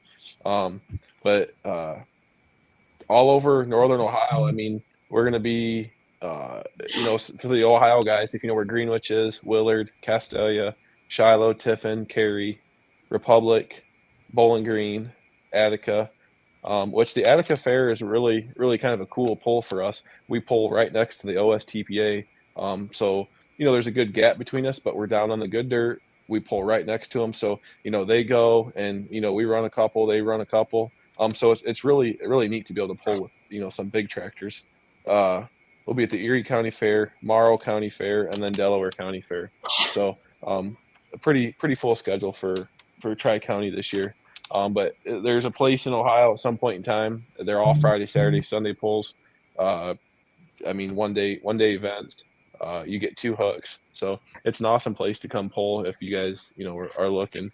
I don't have any way to link it on here, but I can share it maybe to the Beer Money page one of these nights, Jason, if you want. But it's a great place to come watch garden tractor pulling and to watch diesel garden tractor pulling in to be more specific. So that's why you're an editor on the page. Do it.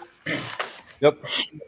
I'll start to wind this down because we're an hour 40 minutes into this. Thank you so much this has been so cool. 3 weeks ago we had Dave Schreier on, who started the NTPA.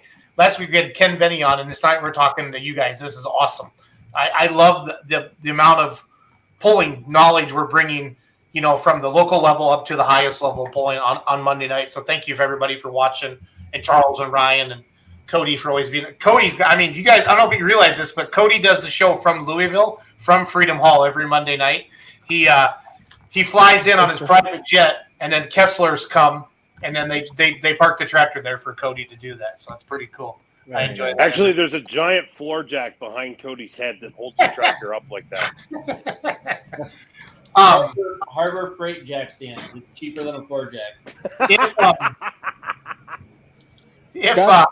What I want to know, have we answered all your questions tonight? If we haven't, please direct message us on Beer Money Pulling Team Facebook.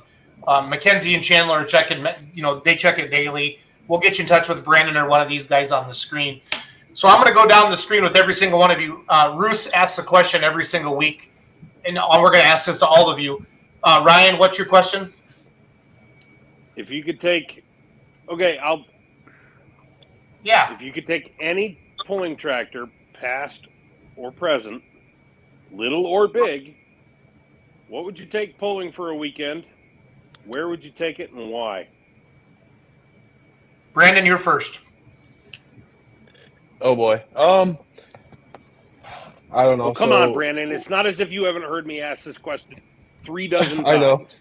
I know. So for me, the childhood tractor that I always look back and think is the awesomest one is this Sneaky Snake Super Stock. I don't know if you guys remember that tractor. Yes. Yeah. Very well. I love that tractor. I've always loved that tractor. Where would I take it? Bowling Green, of course. Where else would you go with it? So as you do. Yeah. So that's my tractor. That from a little kid, I've always loved that tractor. That's all I've thought about. When I was a little kid, the Sneaky Snake, and so I think that's my good. How come you haven't built a mini snake? I don't know. I guess it would be a matter of a wrap, really. I've got a tractor that's kind of a similar, body style to that. I guess I could. My thought process was I was going to do a mini Remedy. So I just got to get the Beer Money on board for the sponsorship. We need to have a private conversation about that, Brandon. So yeah, we'll play. And Brandon, The only reason I'm picking on you is because I met you at Chippewa a couple of years ago. You're the only one of these guys I've ever met in person, so you get it tonight. Yeah. I got the pop-up interview. What's that, Brandon? I said I got the pop-up interview. I was merely walking by Jason. He grabs me by the shoulder in front of all these people and says, "Hey, the smoke tube is broken too. We need an interview."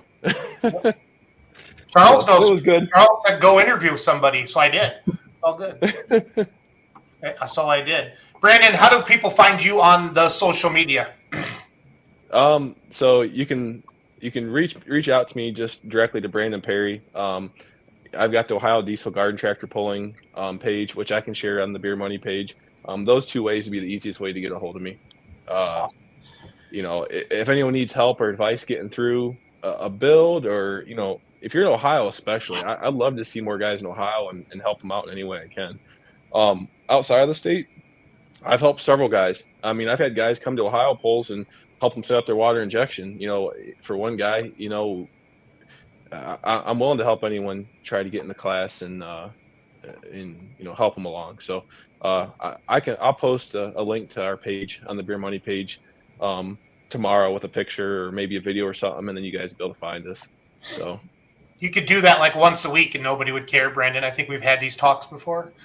I know. I get sidetracked. I get going, and then a lot of times I go right to the Beer Money page. I miss my page. I go right to the Beer Money page and I post a 10 million view semi-truck video. I should have done it on my page and then linked it so I could have got some likes. But Adam Wilson would have posted on YouTube and got 300 million views. So don't feel bad, Brandon. Don't feel bad. Don't feel bad at all. Brandon, don't leave yet, but thank you for everything. You're a good dude, and you're great for the pulling. And you are from Monroeville, Ohio. So thank you very much. Yep. Marty from Columbus, Indiana, correct? Yeah. Marty, if you could drive anything, past, present, truck, tractor, you don't have to fix it if you break it. What are you driving and where are you taking it? Yeah, so I grew up in northern Ohio, so I'm a OSTPA fan. It's got to be lethal injection diesel super. Yes, that was. I think it started out as a Ford TW20. Yep. And then it rated 8970 sheet metal. Just love that tractor. The Hayfords. That would be it. And I would. It's got to be Bowling Green. Again, I grew up 2 hours from Bowling Green. That's it. In my world. And I'm a blue guy, obviously. So yes. I'm super biased, but got to represent a little bit there. But that would be it. I'm going to find a selfish plug. Marty, do I ever have an article for you to read? I'll read it. Send it to me. It was I wrote an article about the history of the Genesis tractors not too long ago. So I used to work for New Holland out of college, right when they were transitioning from Ford to New Holland. Really? That Genesis series is just probably the best tractor series ever made. Do me a favor. Send me a request. We should talk about this. I want to know who you knew, and I'd love to chat about that. Marty, when you do, dedicate the next 8 hours of your life, okay, to that conversation. Shut up, Jason. Hey, I got the button. I've got the toy tractors from when they went from the Ford name to the New Holland. I was working for them at that time. Marty. Anyway, I'll shut up now. I'm biased. No, Marty. It's now 16 hours of your life will be gone. Yeah. Okay. Gone. All right. Fair enough. I'm happy to talk about it. No, it's all. Marty, thank you for lining up all these guys tonight. It was very. We don't know everybody. I don't know everybody. I know Kevin and Brandon, but I know now. You're my friend now. How do people find you on Facebook or social media? What clubs should they follow? You said it was Southern Indiana Garden. What'd you call it? Southern Indiana Garden Tractor Pullers. My Marty Abfall's Facebook. I just started the 18 pulling. We got 18 Blue, which is the tractor my dad runs. The pictures you've been showing, and I'm building the 18 Orange, which is going to be the stock Kubota. Hopefully get it out, this summer. It's in process in the garage right now. Awesome. So, Marty, thank you so much, bud. I appreciate it. Yeah, thank you. Matt Larson. Anything. You could drive anything, take it anywhere, and you don't have to pay for it. Ken Vinny's Mini Rod in Toma. Yep. That would be awesome. That would be awesome. Yep. And good luck to you this weekend, April 7th through the 8th, this Friday, Saturday, New Richmond, Wisconsin. Matt is your promoter of the Midwest Super Pole, MidwestSuperPole.com. Do you have any title sponsors, Matt, you want to plug quick? Oh, we've got a few. Larson Metal Works, that's my company.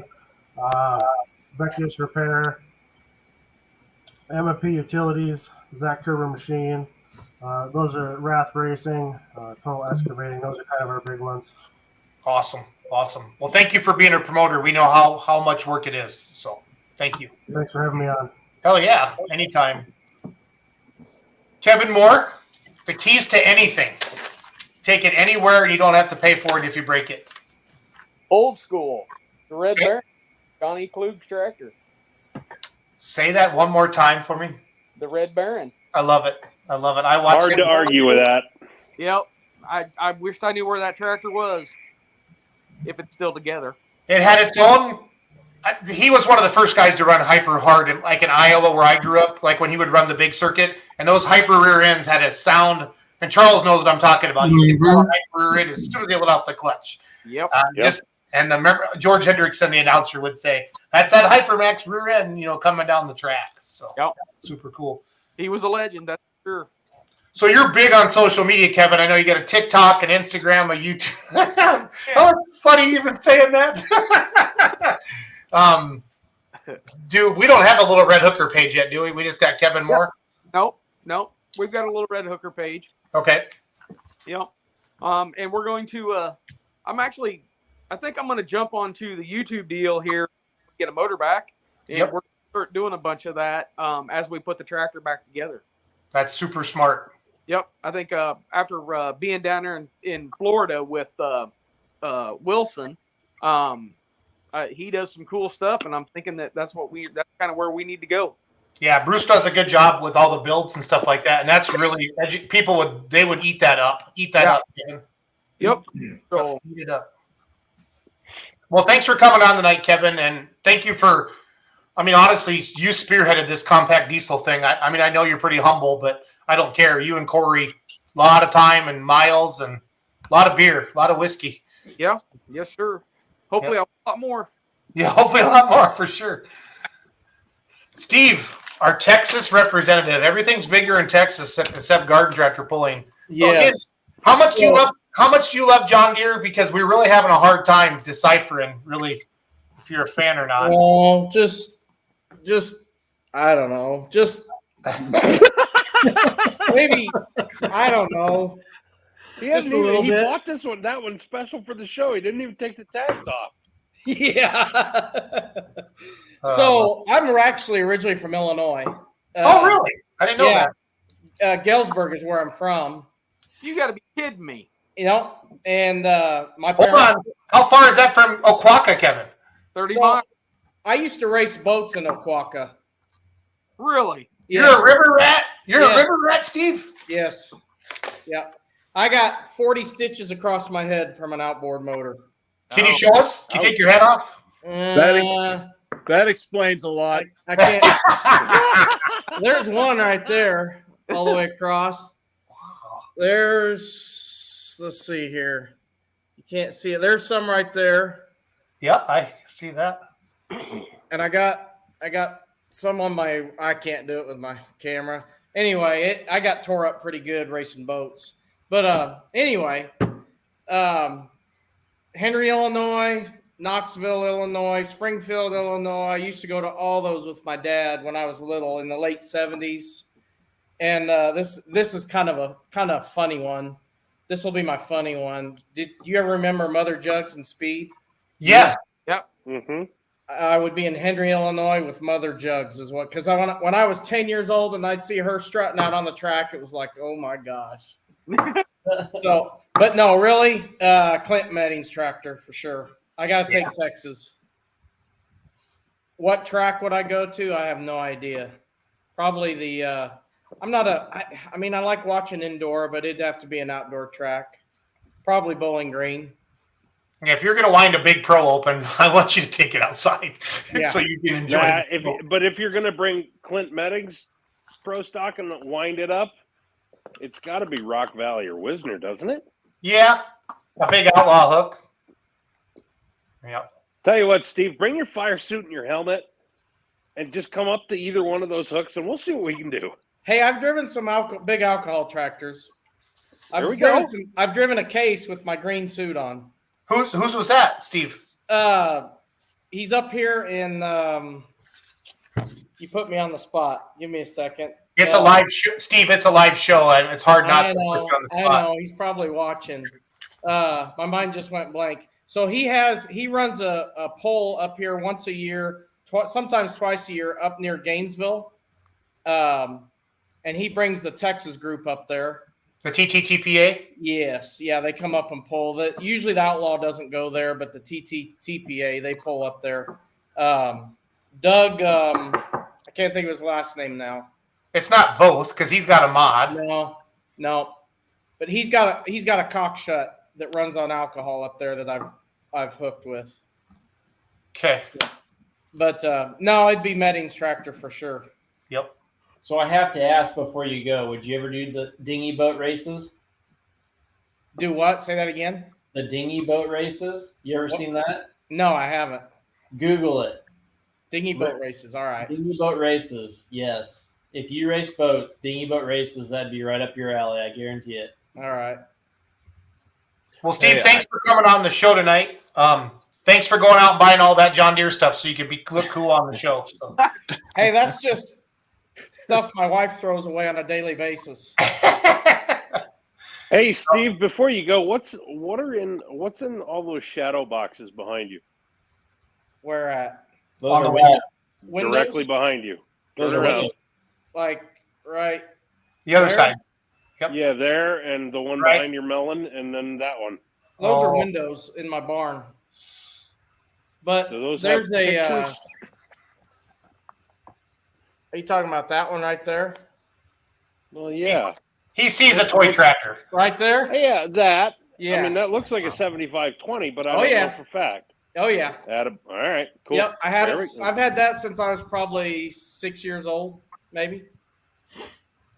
Very nice. I got some of those laying around. Steve, how do people find you on the social media? Mean Green Pulling on Facebook's probably the best way. We've been out of it since COVID, I would say. Kind of shut things down, and I've got 3 boys that are very active showing steers and hogs and FFA, and we're very competitive down here. And I got my oldest one graduated. He's in college now, and so I'm starting to ramp things back up, and we're looking at building a limited pro and kind of moving some things around. You'll see in the next month some things going on. You guys, fun fact, you guys slick shear down there, don't you? Yes, we only have one hair show, and that's Fort Worth. Yep.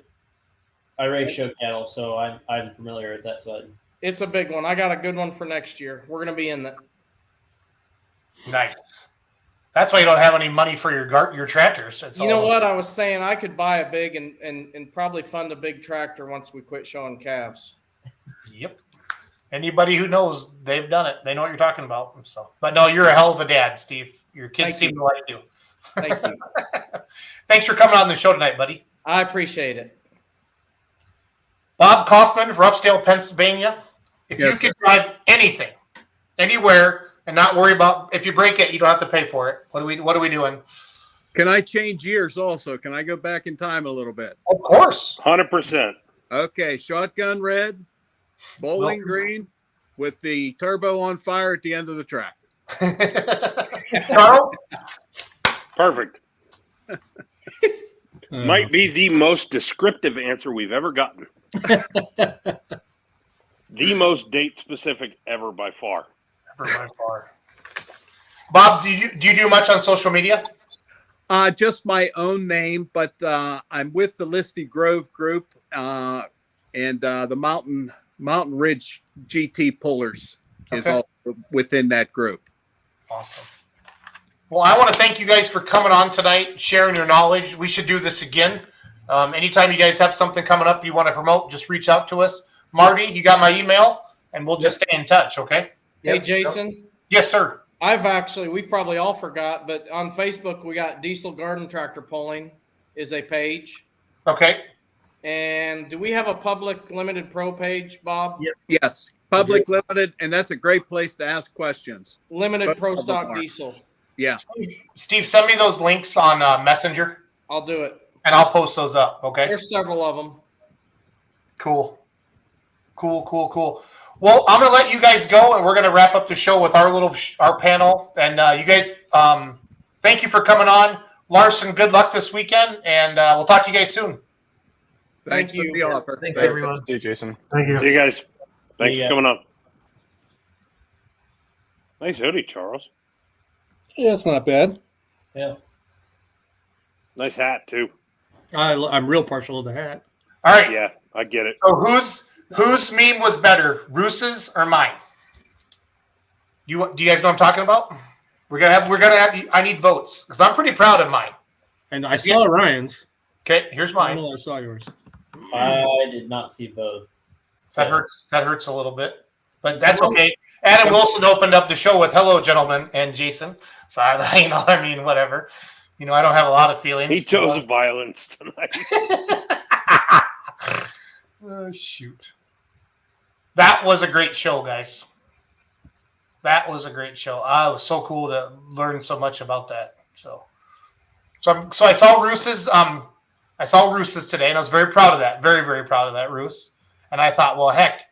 So this is one I came up with because he kind of went. What did yours say?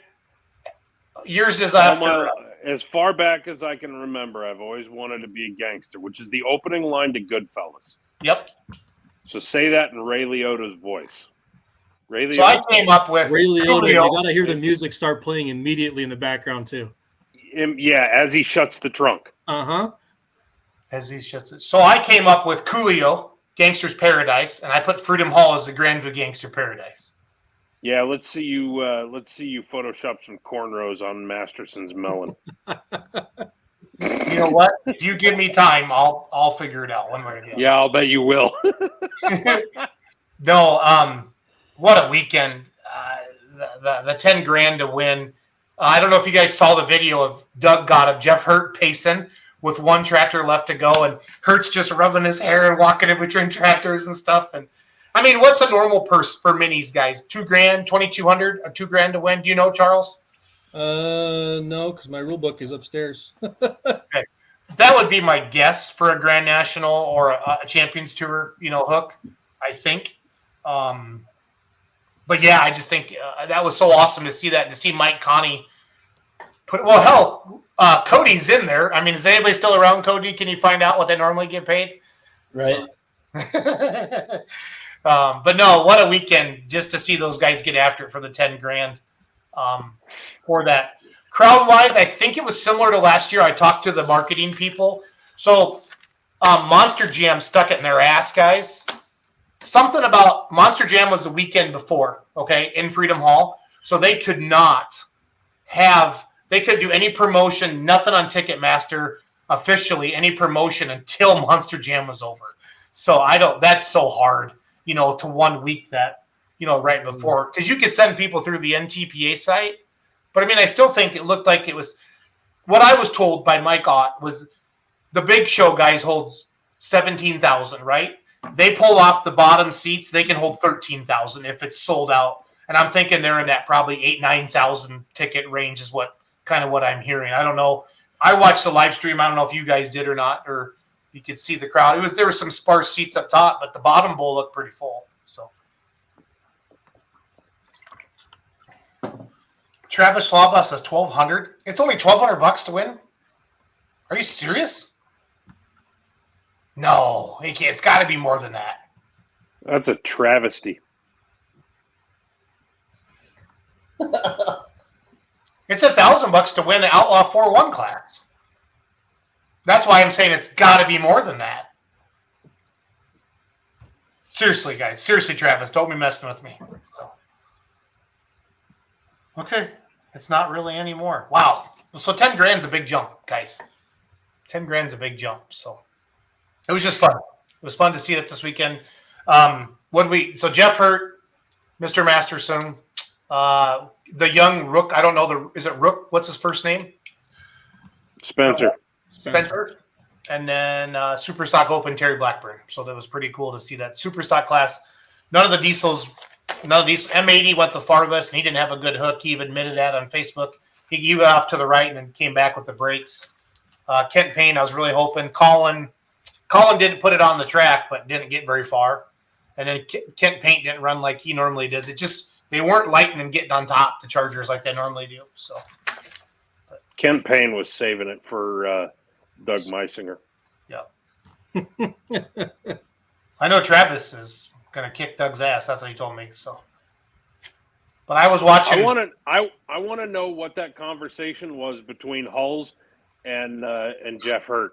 I really want to know what he was so damn animated about. I think it's just how they caught him. Animated. I mean, he could have been talking about going to dinner with his wife. Yeah, but I saw that picture and this morning, and I grabbed it and posted it right away. I just think it's somebody caught him at the right time at the right spot. So it's just funny.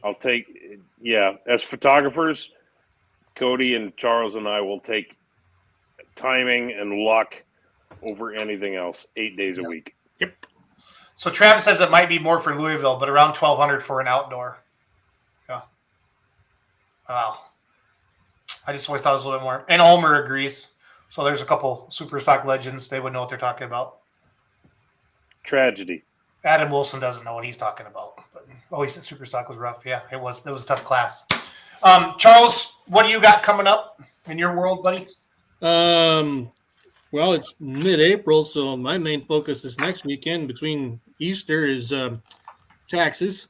Attaboy. Yeah, no, I got less than 3 weeks till my season starts, but it's drag racing stuff to kick it off. Cool. Cody, you got anything coming up, bud? TPC is my next event. May 19th and 20th. Yes, sir. Nashville, Illinois. Rusi? TPC, and in the meantime, raging against the machine about my new assessed property value. Dallas County. Yeah, thanks very much. Pardon my French. Whatever. I hope all the rest of you guys can feel my pain, and I know that you can. Oh, I love it. Yeah, that's been the case around here the last couple of years. Mm-hmm. I love it. I love it. New Richmond, Wisconsin. Thank you, Matt Larson, for coming on. They have this a gigantic garden tractor mini rod pull this weekend up there. And then I think we have a couple weeks off, but every weekend in May we're doing something. We start our Beer Money Pulling.tv extravaganza in Columbus, Texas at Whitey's Pull. That's May 5th and 6th. And then we're live streaming the Hanson Sullivan Memorial Pull the next weekend on Beer Money Pulling.tv. And then obviously the Pullers Championship that next weekend. Then it's Memorial Day. I think that's Ottawa again. I know Doug's talked about that. And then the track races, and there's a lot of stuff going on. And then we start running Outlaw Pulling TV then Monette, Missouri, June 2nd and 3rd. And then it's just bang. The rest of the summer, it's finito. So it's going to be busy. So. Hey, got to correct you. Yes, sir. Sorry, I got to be that guy. That's fine. Hansel, not Hansen. Oh, I said Hansen? Yeah, I meant to say Hansel. I really did. So. Okay. Just making sure. I just, I didn't want you don't want the Sullivans mad at you. No. They might chase you with a tire iron for all we know. I've seen Brant works out. He's got. I would watch that video. You'd probably shoot the video. Josh Driscoll says Navarre, Ohio is April 14th and 15th. That's NQS pull. So, shout out to all the garden tractor pullers, quarter scale pullers. You guys have as much passion as us big dummies do. And I know a lot of people are watching tonight, and it was very, very fun to have it. The knowledge. Did you guys listen to the knowledge? It was awesome. Yeah, that's kind of what I wanted to hear from them because, it's not a corner of the world I get a lot of insight into, and they really painted the picture of what they're all about and how they do it.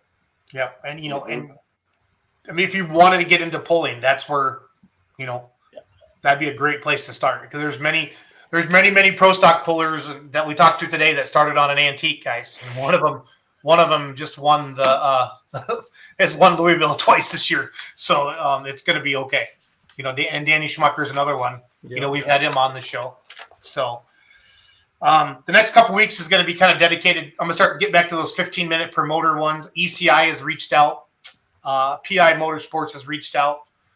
Somebody else, South Central Wisconsin, has reached out. If you want to come on our show 10, 15 minutes and talk about your association, send me an email at Jason@Beer Money Pulling Team. Send a Facebook message to one of these three knuckleheads on the screen, and they'll reach out to me so we get you on the screen. And we want to keep talking, just keep promoting pulling, keep sharing the love. That's what it's all about. So it was super fun to have those guys on tonight. Thank you, Marty. Marty reached out. I kind of put that post out after Keystone that, wow, these diesel garden tractors are pretty popular. I want to learn more about them. Marty reached out with an email, and then we kind of lined everybody up. Ken Denny interview was amazing last week. It was so neat to see Rona backing him up on the track Saturday night. I know a lot of people were taking pictures of that. We need to bring back Mother Jugs. I'm so glad that Steve said that. That's such a cool video. The backup girls. So yeah. That's all I got, guys. That's all I got. What about you? Let's go to bed. Let's go to bed. I got one thing. I'm looking for story ideas for Interesting Iron. For those of you who don't know, I write a column for Successful Farming called Interesting Iron. I also write it for Tractor Zoom. Looking for stories about interesting tractors either in your collections or that you farm with or all that kind of stuff. If you got one, I need to hear about it. I'd love to talk to you about it. Tell a story about the tractor that Grandpa bought that you had to look for, search for 15, 20 years for to find, and after it sold at an auction or whatever. Reach out to me. You guys know how to get a hold of me. And he uses spell check. He uses spell check too. Once in a while.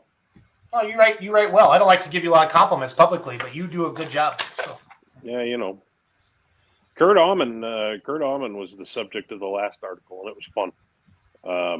Also, for those of you who are old tractor nerds, just launched video on Tractor Zoom about a tractor that you start with a shotgun shell and a hammer. What? I love field marshals. They're cool. Yeah, I saw that video. Those things are cool. That's good ingenuity there.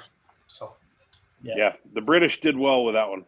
Yep, guys, I'm gonna let you guys go. Thanks for watching tonight. I got about 6 or 7 videos that the guys sent me. I'm just gonna play to end the show for those of you who want to watch those. If you have a diesel garden tractor video, send them over to us, a Beer Money Pulling Team. We'll get them posted for you. Happy Easter, everybody. We all need a little Jesus, and life is good. Love you all. Cody, so cool that you do the show from Freedom Hall every Monday night. I really have to thank Adam and the group over at Kessler's, because that's like just the epitome of a background. It is. It's money. Yeah, you definitely owe Kessler a drink or 3 for just posing the tractor like that for like 3 hours at a clip. That's impressive. I named the other tractor. It's like we're even. Say it one more time. I named the other tractor. It's we're even. Oh, you did know. That's right. That's confirmed. The nuclear meltdown or reaction or whatever it's called. The reactor, yeah. And it's been named that now officially? I would hope so. Oh, so we don't have confirmation. Part 2. Hey, nothing wrong with wishful thinking. See you guys. Hey guys, I got some videos to play for everybody, so just hang tight here. So thank you to the group that came on. Good luck to Matt Larson this weekend. Our Beer Money Pulling Team trailer is going to be up there. Spend some money with us. That'd be great. And sure, check us out on YouTube, Facebook, TikTok, Instagram. We appreciate your support. So here's some videos. Thanks for watching. Talk to you soon.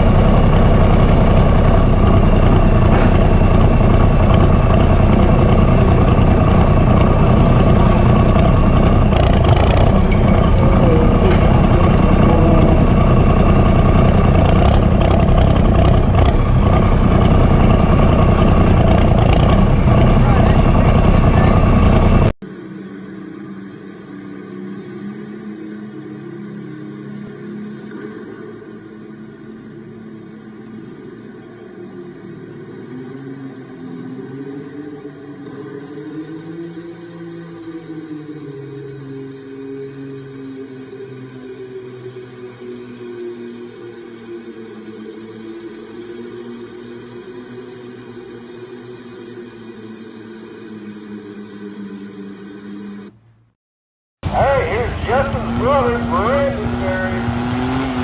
Driving the 4 drop.